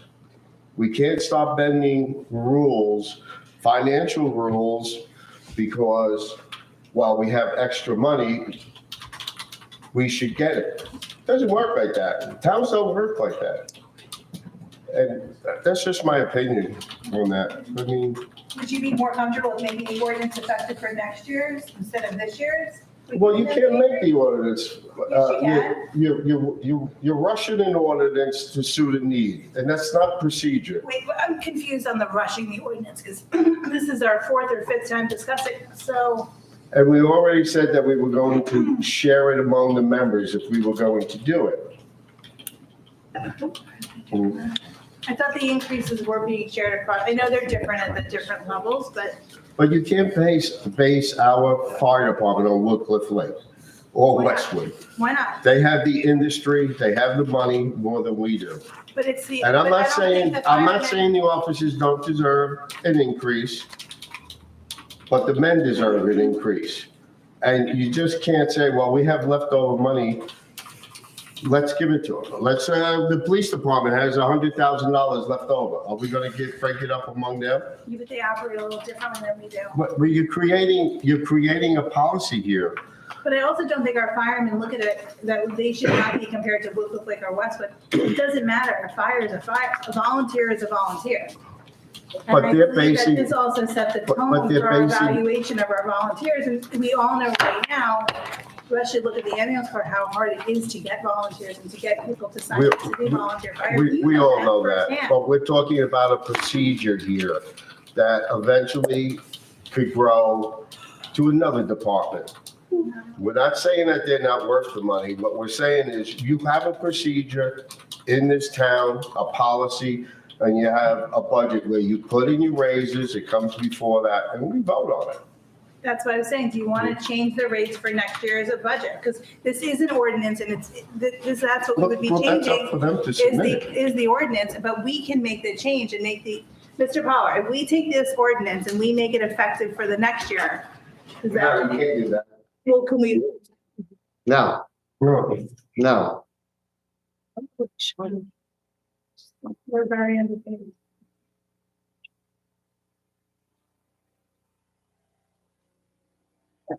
So what's the next move? Are we, Next year, it's unspent money. well, right now, there is no ordinance for this year's clothing allowance. So you have to take A or B, and I forget which is the existing versus which is the B proposed. is the existing. The existing. A is the, A is And- the and proposed. So that's really the decision tonight, to get them any clothing allowance for they this get year. Because then it has to go to a So- second reading. so Wait, is this so we don't do requiring a vote something- tonight? Yeah, Yes, they it get does. nothing? Okay, so Then it I'll stays- motion, Stays the same or goes with their recommendation. okay, Terrible. so. Go with B. I motion to go with the Well, I original wasn't- ordinance. Oh, I'm sorry, go ahead. all right, hold on a minute, guys. Councilwoman Velez, you were in the middle of saying something. What were you saying? Yeah, no, I said I'll motion and then Which one? A. I'll second A. Okay. Sue, roll call. We're gonna just put our. Okay, roll call. Councilman Cassia, No. Councilwoman Feeney, Yes. Councilman Sears, I have to recuse myself from voting. That is not a Absolutely. Positively. One, two, Councilwoman three. Morgan. Yes, Councilwoman Velez Yes. and Council President Morgan. Yes. All right, so you've got 1 no, 3 yeses, and 1 recuse. So that sounds like it's a go. It passes. Okay. Hey, hey, And does it stay that way now? no, every year you change it. Every year it comes up. It's only for Great 1 change. year. It's always in November or October. Every year it's gonna come up, okay. All right, and we're gonna move on to, Sue, do you need to go through like the whole first reading and stuff? That's it. This is, I'm trying to figure out what you guys are doing. this is the first reading, A. Yeah, Are you introducing an ordinance tonight? yeah. Yes, I can. And you have the ordinance in front of you? Right, and then I have a resolution handy that they can read and, You have to go through that procedure, of, Yep. you know, first reading and then resolution. yep. Okay. Let's see if I have that here.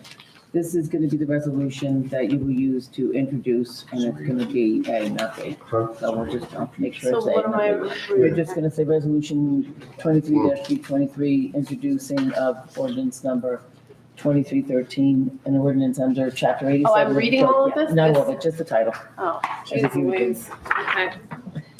All right, so I'm introducing resolution. No, you read the ordinance title first. It's on the. Oh, It's on the okay. sheet, it's on the sheet. Yeah, ordinance number 20, I was getting there, ordinance number sorry. 23 ordinance number 23-13 entitled an ordinance under chapter 87 of the Code of Township of Washington setting forth the rate of clothing allowance of officers and firefighters of the fire department in said municipality for the year 2023. So moved. Okay, Second. thank you. Sorry, thank you. Sorry. Second. So That's Stacy- okay. Okay, Stacy. Yeah, is that right? Uh-huh. Yes. Okay. Councilwoman Feeney motion and I Councilwoman second. Velez second, and roll call is going to be Councilman Casio. Yes. Councilwoman Feeney. Yes. Councilman Sears. No. Oh, I'm sorry. Recuse myself. You do something. Councilwoman Velez. Yes. And Right. Council President I just Morgan. did that to get him upset. Yes, Okay. so I'm right, signing so- this, yes? So hold on. So now that you introduce it, now you've got it. Back to your- Oh, gosh, I don't have this. Hold on. Give me a second. Let's just use this for everything. Here, right? Use No, the same A. verbiage that you used for your introductions on the other ordinances. Like the first page. Yep. Right, so now, we did this, we did the motion to introduce and pass the ordinance by first reading, and then you're gonna have authorize a publication. We did this one already, Right. okay. 23-323. Okay. Authorizing publication of ordinance number, it's this one, Yeah, 2313. okay, 2313, and schedule public hearing, right? Mhm. And schedule public hearing, So moved. okay. Second. Roll call, please. Councilman Casio. Yes. Councilwoman Feeney. Yes. Councilman Sears. Recuse myself. Councilwoman Velez. Yes. Council President Morgan. Yes, okay. And now, And that should be it. okay, There you go. well, thank goodness. Okay, All right, Are we done with that one? it was Yes. actually very painful. all right, and that's A. Okay. All right, so then we don't have any financials. So when will that come up? Next meeting? We're moving And to then- miscellaneous. Mhm. I was just gonna say, just so you all know, we talked about that, and we'll touch base on it. The next meeting, if you adopt the ordinance at that next meeting, there'll be an emergency resolution approving it immediately, so you don't have to wait for the 20-day estoppel period. And then at the sign die meeting, that is when the bill list with those payments for those officers will be placed. Okay. So it's, Okay. We're going to go miscellaneous, zoning board, ZBA member appointments, year 2024. Sue? just wanted to let you know, sitting in current and future council people, that there are 4 seats that will be up for 2024. Just to put a tickler out there, you're going to have 2 4-year terms. You'll have 1 alternate 2-year term and 1 unexpired term, which will be 2026. Just some thought processes that anybody want to talk to. Okay, and then sign die reorganization meeting date. The thought would be, if possible, if the council's in agreement to it, of doing it on Tuesday, the 2nd, since January 1st is a Monday, but to take the holiday as a holiday like we've been, and go to the 2nd for that meeting. And I would have to advertise for it ahead of time. It's usually what we do, right? What we've been doing, The 7th, January 2nd. which is Tuesday? Yeah. How does that work for you guys? That's the only meeting that I would ask for any guidance right now, because then So at that, council says yes. everybody's, I mean, I would prefer January 2nd. the 3rd. The What third, day is that? A Wednesday? Wednesday? Wednesday. Daisy would prefer the 3rd. Hey, Sue, my only concern is that temporary budget, being able to get that done for the 2nd, considering all the holiday. but we did it for January 2nd or 3rd last year, whatever it was. Yeah, I don't think it was the 2nd though. That would be my only concern. So the 3rd would work better? Are you saying? Do you need an emergency appropriation for the year ends for it? I can do that, it's temporary budget. No, I know, just, where do you have to do it for the first then? We've done it after the first, we haven't been on the What would first be the last 2 next- years. What would be the next meeting then? 2 weeks later. So what would that be, the Second, if we do the first, it'd be Martin. 8th, and then the That's Martin Luther 15th. King, so it can't be that then. Yeah, okay. All right, Well, we can't do we're it, then okay. we'll just have to wait till the 15th to do the. Yeah. 15th is Martin Luther King. Are we?